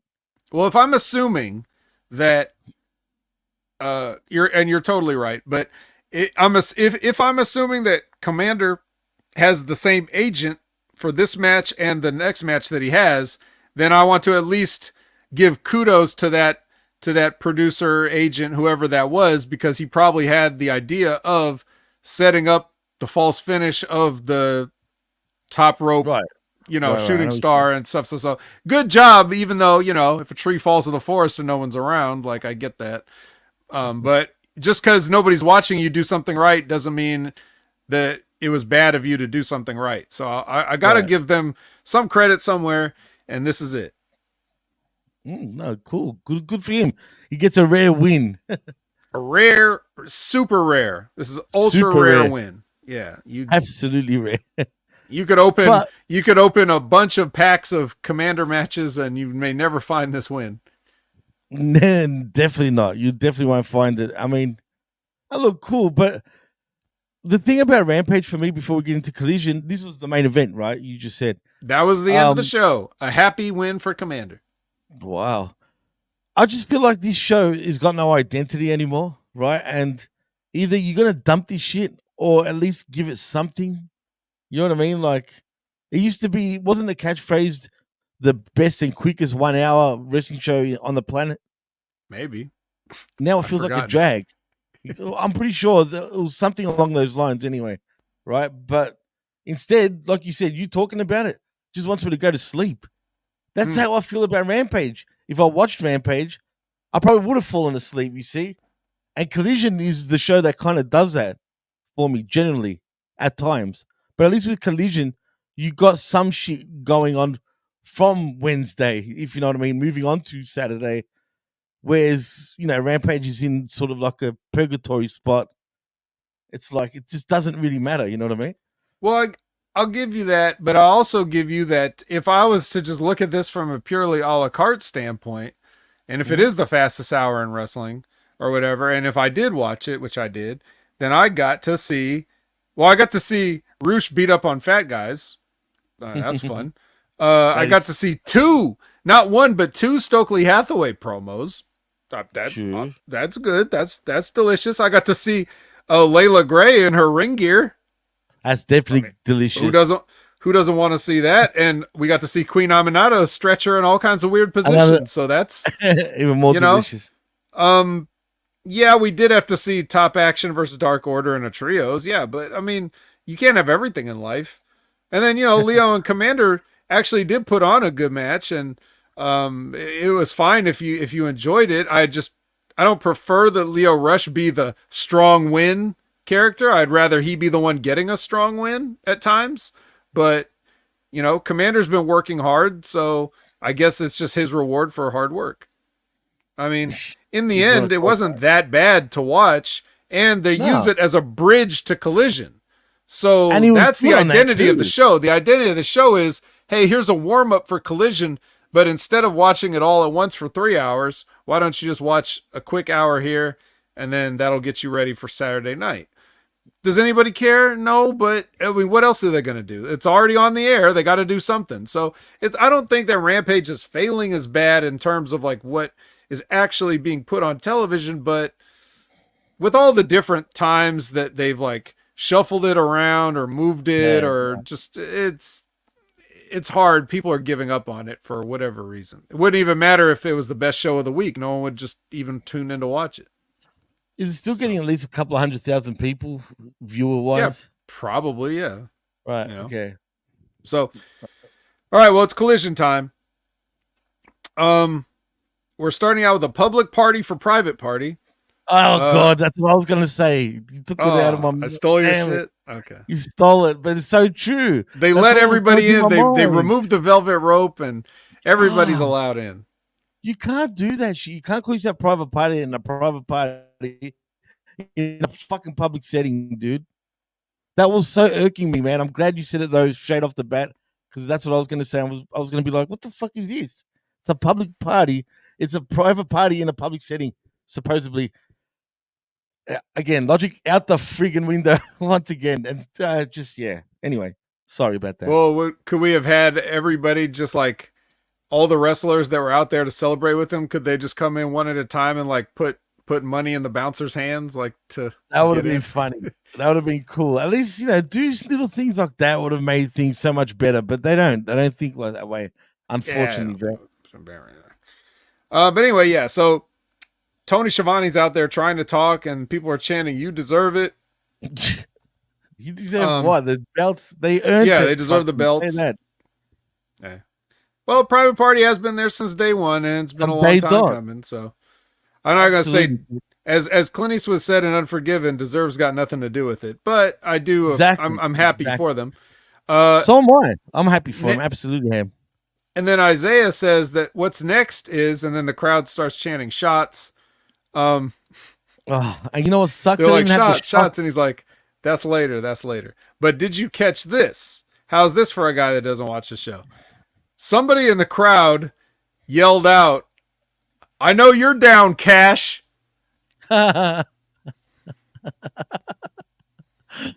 What? And well, they seemed like they were down. Did they not? Well, I think what he's saying is he knows that Cash Cashin is a fan of shots, both the kind that you drink and the kind that you have with a gun, because of yeah. That's called wordplay. It's called wordplay. Smart guy from the audience at Collision. There you go. Good job. What? Did Cash react to it at all? I didn't see it. I could only hear the guy yelling it because the camera happened to be next to him. I didn't catch that. Damn it. Damn. Yeah. I caught the time cues. I caught the guy yelling, heckling Cash Cashin. I got it all. Anyway, man. So no. Isaiah says that what's next is we're going to defend against anybody. And then this almost causes a scuffle in the ring because anybody's in the ring. So then the level-headed outrunners, it's up to them to hype everybody up and calm everybody down at the same time.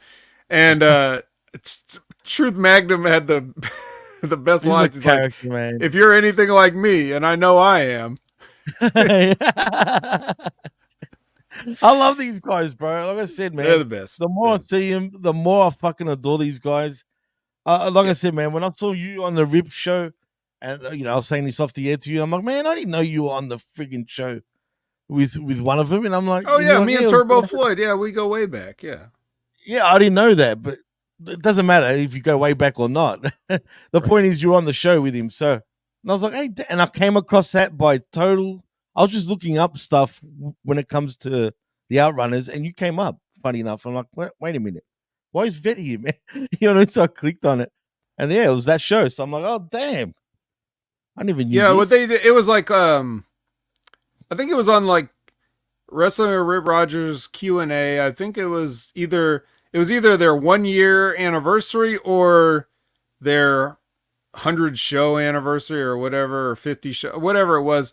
Whatever the anniversary they were celebrating was, and everybody was just like, they would come in, they would get let in, then they'd say a little something, then they'd leave or whatever, and then, I happened to be toward the end, and Turbo Floyd came in, and all that stuff. So, well, Turbo seems like he makes regular appearances on the show anyway, so particularly Turbo anyway. Yeah, of course. Well, they're a big part of the show. And speaking of, and I know he's the Rip guys. God damn it, Zane. Shit. Yeah. So, anyway, I'll more on that later when we get to the plug. So, right.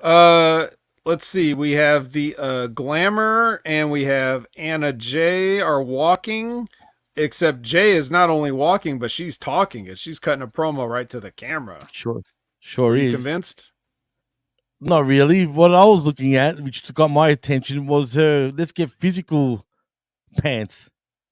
If you know what I'm talking about, Olivia Newton-John pants from back in the '80s. You know when they're in the gym and shit, and let's get physical. Did you notice that she was wearing that? What the hell's up with that? Not that I'm complaining, but damn. That's what she wanted to do.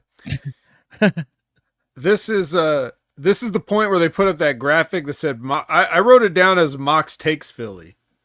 Is that not what it was? Yeah, it was takes Philly. Either way, what's he taking? Look, you what I mean? You can make it about gay sex as much as you want, Jimmy. I mean, I'm not going to stop you, but I do think you're reading into it a little bit. So I'm not gonna act like JR Gross. Come on, dude. Yeah. God damn it. Renee is with the Acclaimed, and these guys go off on like a variety of subjects that I'm not gonna lie, I tuned out. I think he said something about how much money he had and some other crap. I don't remember. And did you notice something? They were in black this time, not pink. Ooh. Dark Acclaimed. No, but I can understand they're dark. Oh, what do they call it? Dark Acclaimed? The Acclaimed of darkness. I don't know, but I can understand why they're in black because they're probably thinking every motherfucker's wearing pink now. If you haven't noticed, you know what I mean. A lot of guys are wearing pink now, and they're probably like, fuck that. Let's go all black since everyone's wearing pink. So I don't blame them for doing. They're more excited to see the Outrunners. So. Hey, the Outrunners have claimed it now. That's it. That's theirs. Like they took pink away from the Acclaimed. They really did, and I don't blame them, dude. I mean, I told you, they're the most exciting tag team for me right now in pro wrestling, bro. Where I actually sit there and be like, yeah, man, I look forward to anything they do. But can I ask you about them? Is one of them way older than the other dude? Because Truth Magnum, like 100%, is the older one, I think. Yeah, I think so. Yeah, but he looks a lot older though compared to Floyd. I'll put it this way: when I was at OVW, Truth Magnum was there. Like he was, I don't know what you want to call. Like he came after me, but I was still there. And then I left, and I never saw Turbo Floyd. So he came after I left completely. He must have come. I don't know him at all. Later then. Right, not much later. It could have been like the day after I left, for all I know. I just know he wasn't there when I left. So interesting. But maybe he could be a little younger. I'm not sure. They're both the youngest men alive, though, so it's irrelevant anyway. Like I don't even know why we're talking about this, but that's true. What are we saying? Forget it. Yeah. Forget we even said that. But anyway, yeah, I find that interesting a little bit. Let's talk about another couple young men. Thunder Harley and Thunder Rosa. It's time for the Dia de los Muertos match. Why? But I hated this match. Because it's 2 days after Halloween, Jimmy. Why not?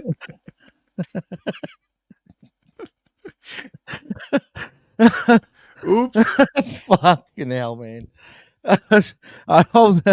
I'll never get it. I'll never get it, dude. I don't get it, bro. Now here's where someone could jump in and correct me and say, well, actually, that they celebrate on November the 2nd of that's the Dia Post de la Muerte, where they do the cleanup of all the decorations in the village. I don't know. You know what? Zany's that guy. He did that to me saying, yeah, I'm just waiting. It's November now. It's November. Right. I'm like, thanks, Zane. Just quietly. Yeah. Jeez. Look, I'm not going to talk about how rotten this was, but I will point out that I guess even headshots with a piñata are not allowed in pro wrestling now. What the hell was that? She was like taking the piñata and like Rosa's right there and Harley is like swinging it sideways and like hitting her in the hip and the elbow, or or something. So it was dumb, bro. That was so dumb. And it wasn't at the finish, pretty much. No, the finish was she set up a table and she put a trash can on Harley and sat her in the corner. And then she put a table in the ring and set it up like a ramp. And she ran up the table like a ramp and then jumped and drop kicked her in the trash can for the win. I tuned out by that. After the Pinata incident, I definitely tuned out, bro. Like with this match. I don't know what they're doing with Thunder Rosa. I hope now, obviously, this feud will be done and dusted. But does Rosa have any sort of future in this company at this point? Is she damaged goods? I feel like what are you talking about? She just got a strong win right here in her own match. Sorry. You're right. Strong win. She's got all the momentum in the world. Of course she does. But serious and question. It certainly was, as Lab Rat says, it was celebrated on November 1st and 2nd. That's 2 days. Wow. Dos dias. Or 2 days. Yeah. In Spanish. And Dias de los Muertes. Yeah. I never It can't just be contained on a single day. Right, exactly. So revamp, don't put words. I never said it was on Halloween. That wasn't what I was talking about, by the way. The Dia de los Muertos, the way you said it, is not on Halloween, Jimmy. I know. That wasn't my thing. But anyway, thank you though. Yeah. So anyway, yes. Now obviously this is all in good fun. I'm not trying to disparage anybody's culture. It was actually kind of cool the way all the, especially Rosa's entrance and all the stuff that happened. And they had these funny decorations, like these little tombstones and stuff that she used to beat up Harley with. And did you see what it said on the tombstones half the time? I did, but I forgot it now. One was rest in peace, Stokely. Oh, okay. I don't know why. Don't ask why. One, I didn't even understand what that meant. But yeah, there's a lot of fucking. Maybe it's a sign for the future of future burials. If you get my drift. Okay. Yeah. Do you know what I mean? Right. Wink, wink. So, yeah, my main issue with it was like, damn it, again, this is another match where Harley's like going toe to toe with a person, but it was a long match. It felt long, dude. I mean, what it did? It felt, and it wasn't good, especially at the beginning, like when they were actually trying to do stuff before they started getting into objects, which it usually goes the other way around. Usually, when wrestlers have a match that's like this, they start out wrestling and that's okay. And then it starts getting stupider the more furniture they involve. But it was a mess, literally. Yeah. All right. Well, anyway, Lexi's with the, what are they called? The Undisputed Kingdom. And they get interrupted by Cage and Archer, the new cool tag team on the block. Can I ask, aren't they part of the Callis family now? No. Is that correct? Wait. Yes. Wait. I have not seen Callis with these guys. I'm pretty sure they done a trade with Jake the Snake for LFI, which I didn't know was part of the Callis family still. And Roosh almost was once. Right. Well, yeah, almost and is two different things, but nevertheless, we had a trade, and now I'm pretty sure Lance Archer and Mr. Cage. Yeah, that's right. That's right.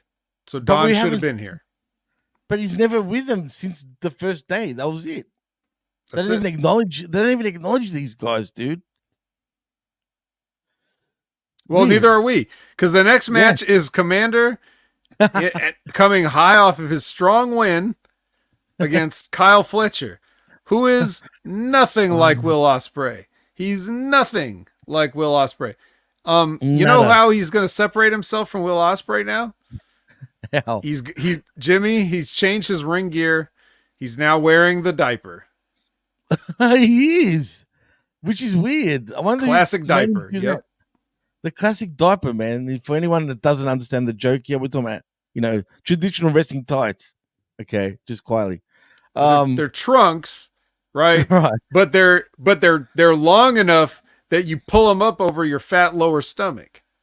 Yeah. Right. That's the diaper part. Like a guy like Randy Orton, like Fat Randy, right? He lets it all hang out. You saw a crown jewel at, he looks fat for Randy Orton.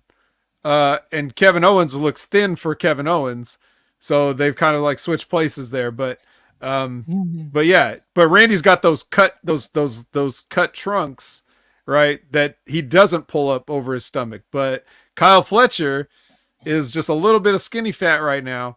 Cause he's clearly off the gas now and he's a little flabby. So he got the diaper cut and that's just not a good look in 2024 anymore. I mean, I understand why guys like Beef and JD Drake having it, even though we can clearly see what's going on. They're not hiding anything. Hey, but yeah. At least he got no shame, right? I mean, think about it. At least he got the balls to be like that. But in saying that, it's not a good look. And you're right. It does look like he's off the gas. And I wonder why. Actually. If you're going to go this look, you might as well hit the gas. I mean, he clearly was man. on it. It's weird. He's just not on it now. I don't know why, but whatever. Right. So, maybe because he's nothing like Will Ospreay. I got it. I got to get off the gas because Will Ospreay's on it. So he's got to. Okay. I got you now. See, now it makes sense. Totally. Diaper, clean, bald. Speaking of diaper, he's cleansed. Yeah. Speaking of diaper, guys, did you guys know this? I'm surprised this wasn't a new news item. Did you see that they found some footage from 1908 of George Hackenschmidt? I did hear about that. Yeah, it's like a 23-minute video that people have like found and have been like sharing around online. So how did they find it though? If it was never discovered previously, like how do you find that shit? I don't know. I guess it was just in somebody's house or something. I don't know. How the hell would I know? 1908. I didn't even know that shit existed. How did they record that shit? They barely had movies back then, you know?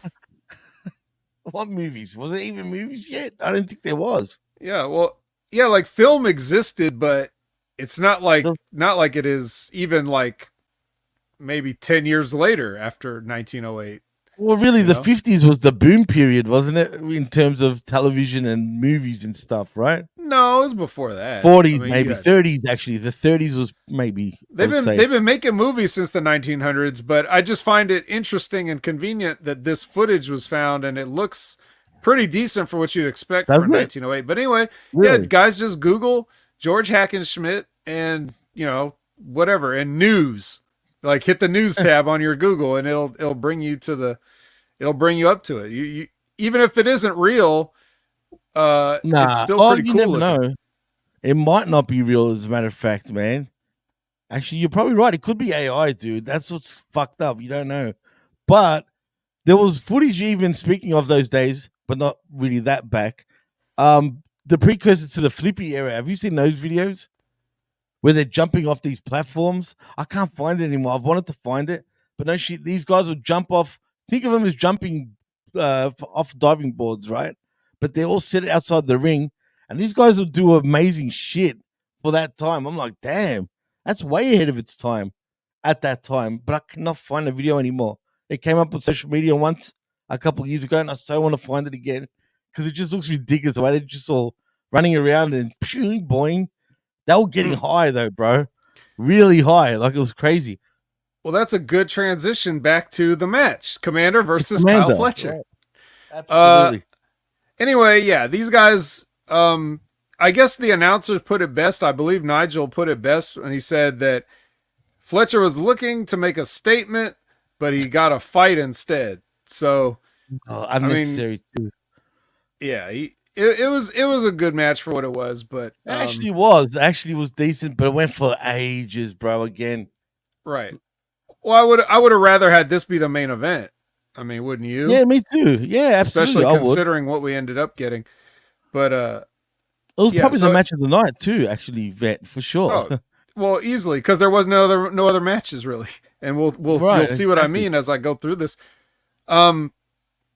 Anyway, he hits his fucking move I'm just gonna call it the decapitation because that's what it looks like it's gonna be.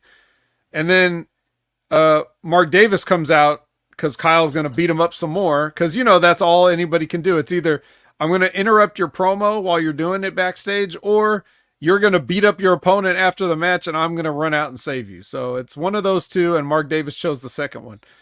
So he's out there, but Kyle doesn't attack him or anything. He just walks away. Because remember, he's still got to decide, is he going to be in the family or not?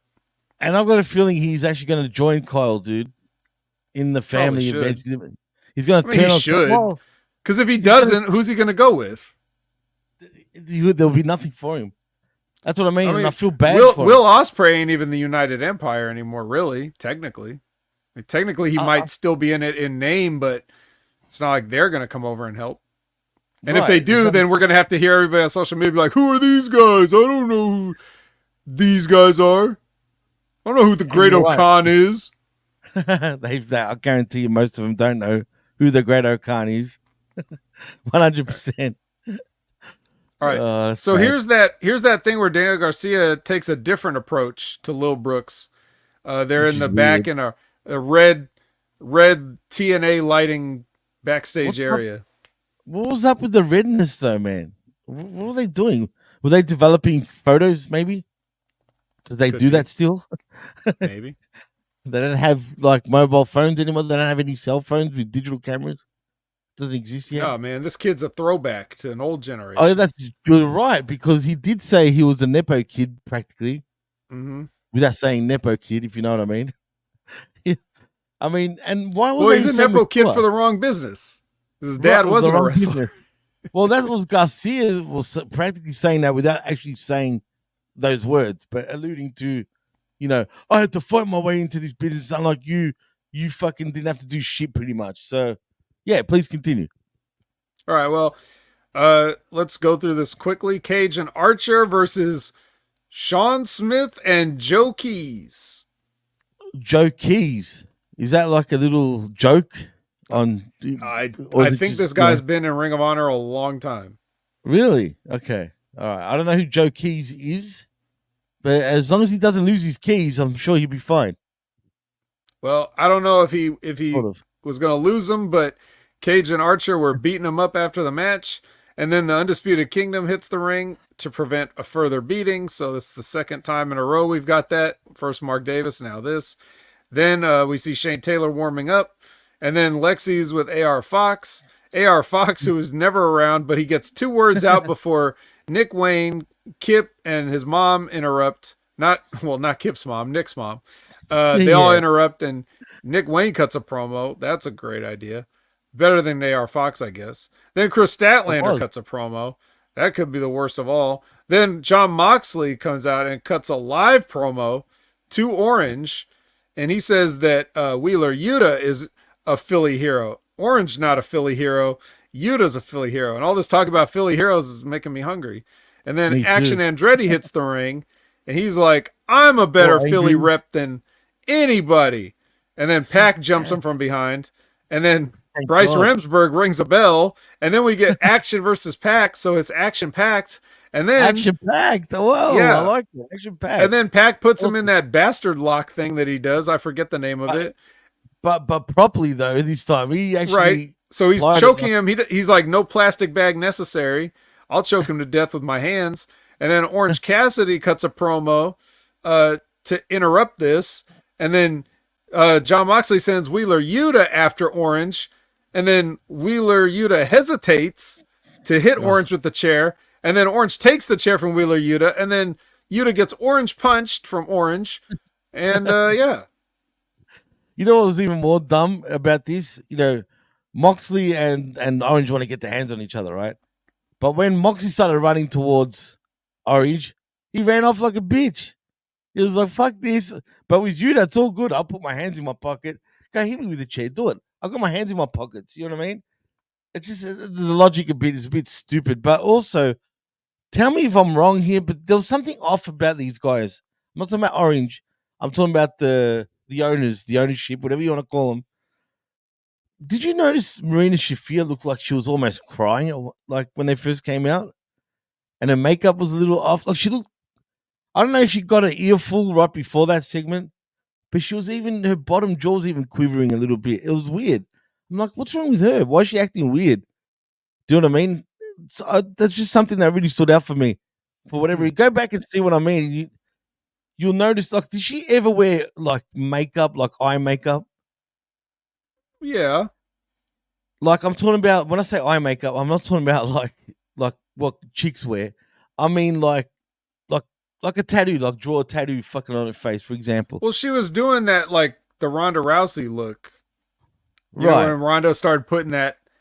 That's fine. That's oh, yeah. I wasn't talking about that, but there was like it looked like she had a tear coming down. Put it that way, like she cried, I and don't it know. was left there. Maybe this is another one of these Moxley movie references or something. I don't know. Because Maybe I didn't really I didn't get it. I really wasn't watching what they were doing. I was kind of just listening.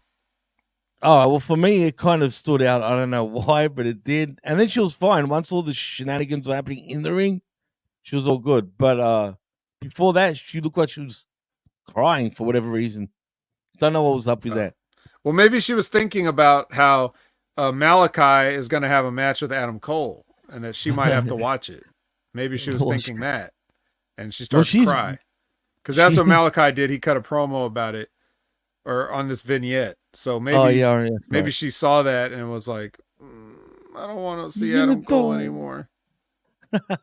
I'm bigger than him. I'm more jacked than him." Well, she is. Let's be honest. I mean, come on. I was hoping she was going to go and kick the fuck out of Orange. I'm not going to lie. Unfortunately, we didn't get that. Okay. Well, Lexi is with Fletcher and Takeshita, and Fletcher wants to have a tag match against. Well, Takeshita wants to have a tag match against Ricochet, and Kyle Fletcher's like, "You can bring whoever. I don't care." He literally said he didn't care and walked off. Then we get Leo Rush versus Sean Daivari. Wow. Or no. Yeah, was yes, it Sean? You're right. It was. It was Ari He's the younger one? Ari Daivari. Arya Daivari, yeah. Yeah. Not Sean. Not his older brother, the agent in WWE, trying to get Kevin Owens and Randy Orton not to kill each other. Exactly. Because they're both fat. One. Yeah, not him. Yeah. Arya Daivari, right. Arya Daivari. Leo Rush hits the frog splash on Arya Daivari for a strong win. Wow, I was shocked. Well, yeah. Well, it's not that strong of a win, but I don't know. Well, it wasn't, but still, it shocked me because I didn't expect it. I was like, wow, he won clean too. Like, well, you knew once Daivari was in the ring with the no entrance. True, that should have been a red flag right there. I didn't think about that, but you're right. Because normally the premier athletes all come out together doing a promo down the ramp before they lose. That's true, 100%. No, definitely, that was the sign right there. Where was friggin' his partner at? I don't know, but Lexi was with MXM Collection backstage, and love the segment, bro. Loved and it. Johnny TV. Mr. Television, no less. That's right. So Johnny TV is like, hey, if you guys ever want to do a collab. What did you say? I'll be sliding on through. Oh, no. Sliding in your DMs. Or you can slide into my DMs or whatever. Something about sliding into DMs. And then he slid out. How did they do that? Did they drag him out? What did they do? That was cool, though. It looks funny. Yeah. It just buried in the show, and maybe no one will ever find it but us. So, which is a shame. That's why we're here to tell you. Right, and then MXM went down the elevator. Yeah, they did the elevator thing. Oh, that was brilliant. Loved it. I love this. I know. I'm a cheesy fuck liking MXM, but no shit. Every time I see these guys, they cack me up, dude. I'm still waiting for the Fashion Police. I know we're not going to get it, but we need them in this whole sort of universe. In AEW, because it'd be funny as hell for me. Yeah. Oh, by the way, happy birthday! I just reminded. Happy birthday to Godzilla. The Godzilla. Yeah. or a different Godzilla. No, the giant atomic dinosaur Godzilla. How old did he turn? 50? 70. That makes sense. It was the 50s when it came out, right? November 3rd, 1954 was the original movie release, Gojira. Holy shit, man. Wow. So everybody go wish Godzilla a happy birthday. He's played babyface and heel better than any pro wrestler. Let's put it that way. Arigato to Godzilla. Yeah. That's how the Japanese would say it. Something like that. Mm-hmm. And speaking of giant monsters, Roderick Strong is taking on Shane Taylor. I'll let you guess which one's the giant monster. Fucking hell, bro. Again. I didn't know this, but apparently the infantry is with Shane Taylor Promotions now. I guess I gotta not fast forward Ring of Honor as hard because they probably mentioned something about this, and since I'm only looking for Athena matches, I must have missed it. But they were out there. That's true, and I was wondering why they were out there and when did this happen. Like I said, I haven't watched Ring of Honor since its inception of the Tony Khan era one. I'm confused again. Like, they don't really tell you. They should at least fill everybody in, why they're there and whatnot. But again, unfortunately, Shane motherfucking Taylor, bro. I mean, he looks good in this match. Looks great, but we got the same old shit, bro. I was hoping after the Fly got a win, he would get a friggin', some sort of win, but no. He's not neck strong enough. Unfortunately for all of us. He beats Shane Taylor. Look, they had a good match. You knew that they was going to be good, and you knew that Strong was going to win because he needs a strong win. It's literally a strong win. Because he's got to win 3 matches just like Adam Cole does. So of course he's going to beat Shane Taylor. I just think you could find a better, just like with Lio Rush, you could find a better use of Shane Taylor. Can he just not be the guy that everybody goes over on? Can he just be a guy that's got his own little angle off to the side? I guess we'll never see that, but we might see Mina Shirakawa because Mina is coming, Jimmy. Does it look like I give a fuck? It actually doesn't. It looks like you're not conscious. So I guess we should just wrap up with our main event, which is Mariah May versus Anna Jay. Now, Jimmy still hates Mariah May. He hates her with a passion, even though he was on here telling us all, bro, you guys got to see Mariah May. She's really good, yada, yada. She's my favorite wrestler of all time. She's replaced Kenny Omega. She's going to change the game. And then immediately into her title win, he's like, I'm done with her. What does she even do? Because she just slag off or whatever other terms. Did I say that? Did I say slag off? Damn. No, I'm just making if I called her a slag, that's a bit harsh. But to be fair, I'm going to say this again. I feel like since her championship run, and it's not necessarily her fault, really. I'm going to blame the booking committee or whoever the fuck it is.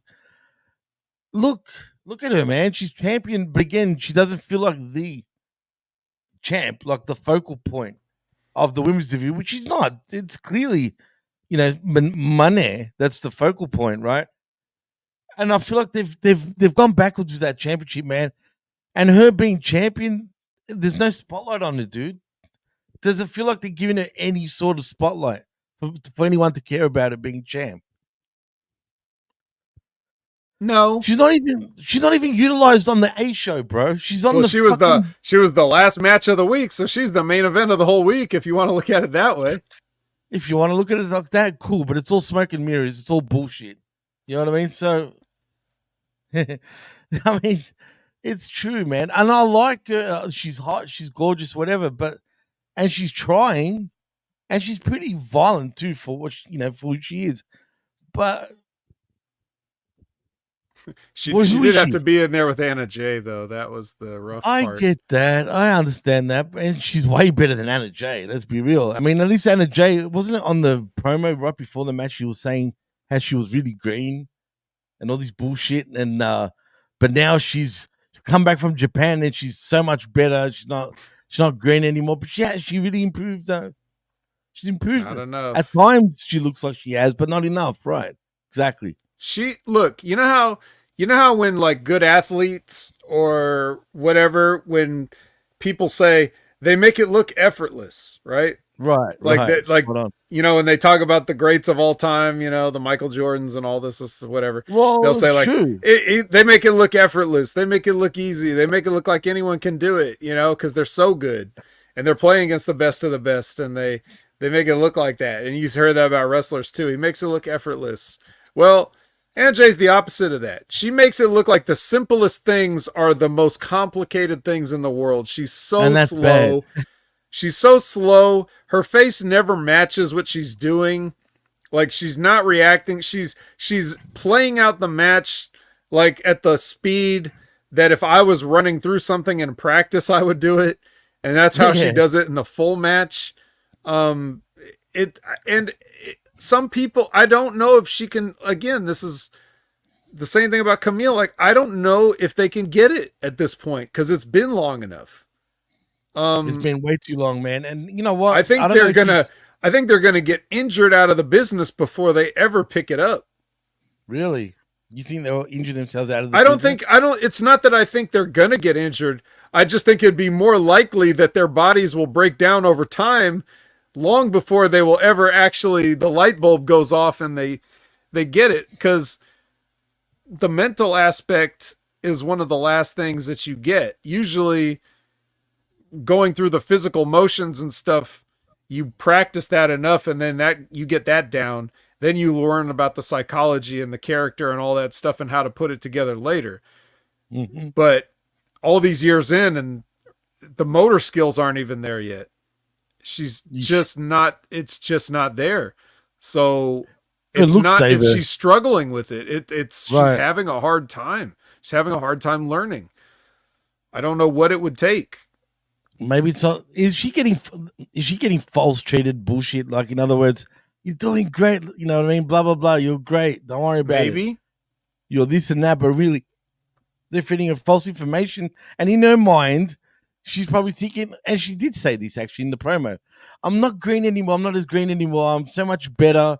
I'm this, I'm that. But really, she's not. You know what I mean? I feel like she's getting fed a whole lot of bullshit. And it's just, making her think that she is great and she is good. I'm sure Jungle Boy would be peppering her up, right? And saying all that bullshit. I mean, come on. If you want to get laid, she certainly won't be able to learn anything from that dude. Anyway, what would he be teaching her? Can you imagine promo class with them two? But he's trying to teach her promos? Oof. I mean, she's got bigger arms than him. So I don't know. That's actually true. She might even be taller, actually. Yeah. But that's beside the point. But the point is, look, she tried. She didn't win this match. Mariah May beat her with some weird. Actually, I found this weird because Anna had the sleeper hold on, which is that's her deadly move, and they almost did the Bret Hart finish where Mariah May rolls back on her and pins her, but they use that as a false finish. And then they get up, and then she just puts this other weird pin on her and beats her. Mariah May does. So I was like, well, that's a little anticlimactic, but whatever. Hold on a minute. See, at this point, I was setting up for our show right now. And I'm, you just assumed that was the end of the match then. No, because I heard the commentators mention that. How, the Bret Hart finish, right? I heard him mention that. And then the bell went, and that made it seem like that was the finish. You know what I mean? So obviously it wasn't. So there was another weird spot right after that. Yeah, they put a hat on a hat, and then that was the finish. And then Mariah May just walks up the ramp, just walks up the ramp, and is like, you didn't win, AJ, whatever. Okay, and then that's it. The end of the show. There was a couple of mess ups on this show, and I forgot to mention it earlier. Did you catch earlier? Oh, what match was it? Oh, yeah, it was the Shane Taylor match. When the 1, 2, 3 happened, did you notice the ref didn't count all the way 3 and then quickly counted the 3 after? So he goes 1, 2, stops, and then quickly went 3 again. And everyone's looking at each other like, what the fuck? What was that? Like, he just glitched for a second. Yeah, Shane Taylor, he didn't, yeah. Weird, dude. So there was a couple of weird, moments here on Collision. Well, at least he didn't put Shane Taylor's shoulder on the mat for him. Oh, God, how bad was that, bro? Man, yeah. And look, from now on, the refs shouldn't even stress. Should be universal. If these idiots don't put their shoulder up, and that's their problem, count the fucking 3. Even if it means they lose a championship, again, not your problem. They're the idiots. But unfortunately, they'll probably get heat. Whatever. I mean, they're just going to do whatever they want anyway, so if you end up losing a championship because you don't kick out, then they'll just put it back on you next time. You see, that's what I mean. It doesn't make sense, dude. That's not how you do things. But Like Phoenix and John Moxley. I remember that. That was bad. I know. To the credit though, Moxley was knocked out, so like he knew what was going on. But still, nevertheless, well, he knew enough to change the finish on his own, apparently, despite what the booking was. So anyway, yeah, that was your week of AEW. Yeah, splendid, pal. Splendid. I like it. And I would like to point out we didn't really talk about it. What? But during the Young Bucks and Private Party match, Okada came out and tombstoned. Oh yes, Mark Quinn on the with that top smile. of the ramp. So there was an Okada sighting. So he was there, but he had the most cheekiest. He had the cheekiest grin on his face as he did it, and then walks off straight in the back. Yeah, that was weird though. Why did he just come out and do that? Walks off. You don't even see him. Imagine the plane ride over. Yeah. Yeah, but did you see him? He didn't leave with the Bucks though, but he was in the room, in the dressing room with the Bucks, packing all these Reebok pump shoes, all the Bucks pump shoes, and then you never saw him. Like, what does this mean? What's going on? I know the Bucks are probably going to take time off now, but yeah, you know what? We'll forget it. It's not going to mean anything because they're not going to tell us. There won't be a conclusion to this, so forget about it. Yeah, exactly. Time to wrap it up. We're wrapping it up. Does that mean we're done? We're done. So, Vid, in saying that, tell them where they can find you, man. Well, you can find me at Opinion Haver on all your favorite social media platforms. You can find me everywhere at HMG, such as the Next Level Wrestling Review every Wednesday at 8 a.m. Pacific, 11 a.m. Eastern with Big Ray Hernandez, except this week where it'll be, I guess, Thursday at 8 a.m. Pacific, 11 a.m. Eastern because NXT's on a Wednesday. So NXT on a Wednesday, head-to-head with Dynamite, live on Dynamite. Yep. What is that? And by the way, as everyone is constantly talking about ratings still, I guess people still want to talk about ratings and care about ratings. I think it's only fair to point out that while Dynamite is slowly bleeding ratings, and now they're in the 620s or 630s and such, and now NXT on the CW has now dipped under 6 and they're in the 580s, and yes, after that strong 800 something thousand start for the first 2 weeks, and now they dropped down to 6, and then now they're dropped under 6. So they are doing very poorly in terms of the descent. Yeah. So, and on broadcast television too. That's even worse than what AEW's going. Yeah. Another Wednesday Night War. We'll really see what's what here. But anyway, so Next Level Wrestling Review moved one day forward to Thursday, so check that out. And of course, if you like and subscribe, and hit the notification bell, you'll already know all these things because you'll be notified as soon as we go live. So if you forget on Wednesday morning, you'll be reminded on Thursday morning. And check out tomorrow night. You can catch me on the Impact Attack with Brandon. We do that every Monday at 6:30 p.m. Pacific, 9:30 p.m. Eastern. You can also check out, you can catch me on Wrestling with Rip Rogers. That's right. You can catch me on Wrestling with Rip Rogers in the week of, this will be November 8th. You'll be able to find me on there. I will be filling in or helping out Von Lilas with his hosting duties. So it's going to be me and Rip reunited once again, and we'll answer all your questions that you have. So please come and see us there. And then I'll be there the following week as well, which I'll remind you. So check out Rip Rogers Q&A with me.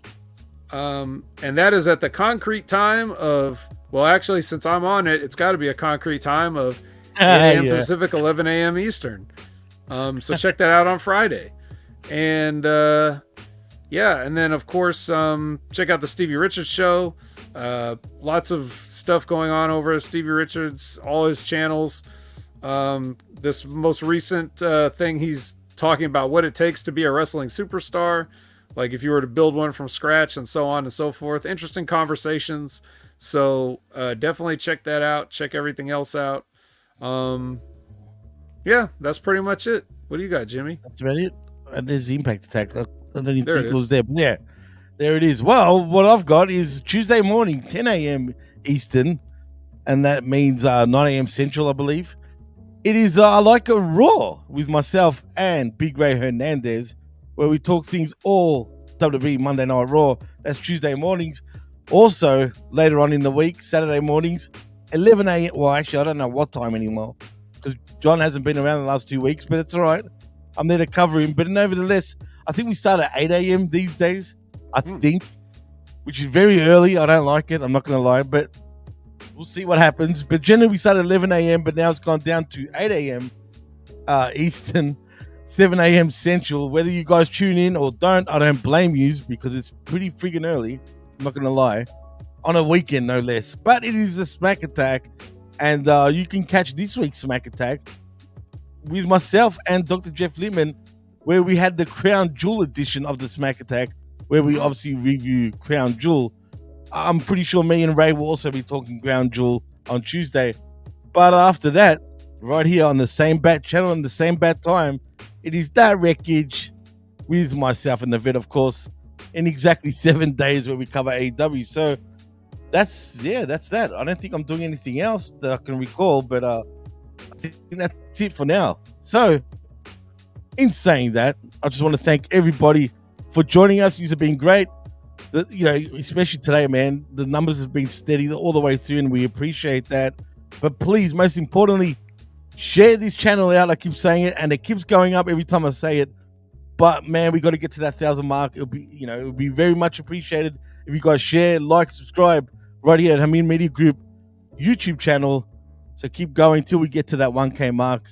And yeah, man, that'll be very much appreciated. Also, if you want to follow me, you can on the Twitter at DJ Mass Effects, also at the PWC Network. But like and subscribe right here at channelattitude.com with $5. Not only do you get the realest, but also the best talk in all of pro wrestling. And also HameenMediaGroup.popping.com for all our affiliate shows. And that's a wrap. So in saying that, I am Jimmy T. That is the vet, Jamie Williams. And you've been listening and watching The Wreckage right here on Hameen Media Group and channelattitude.com after the fact. We're out. Peace.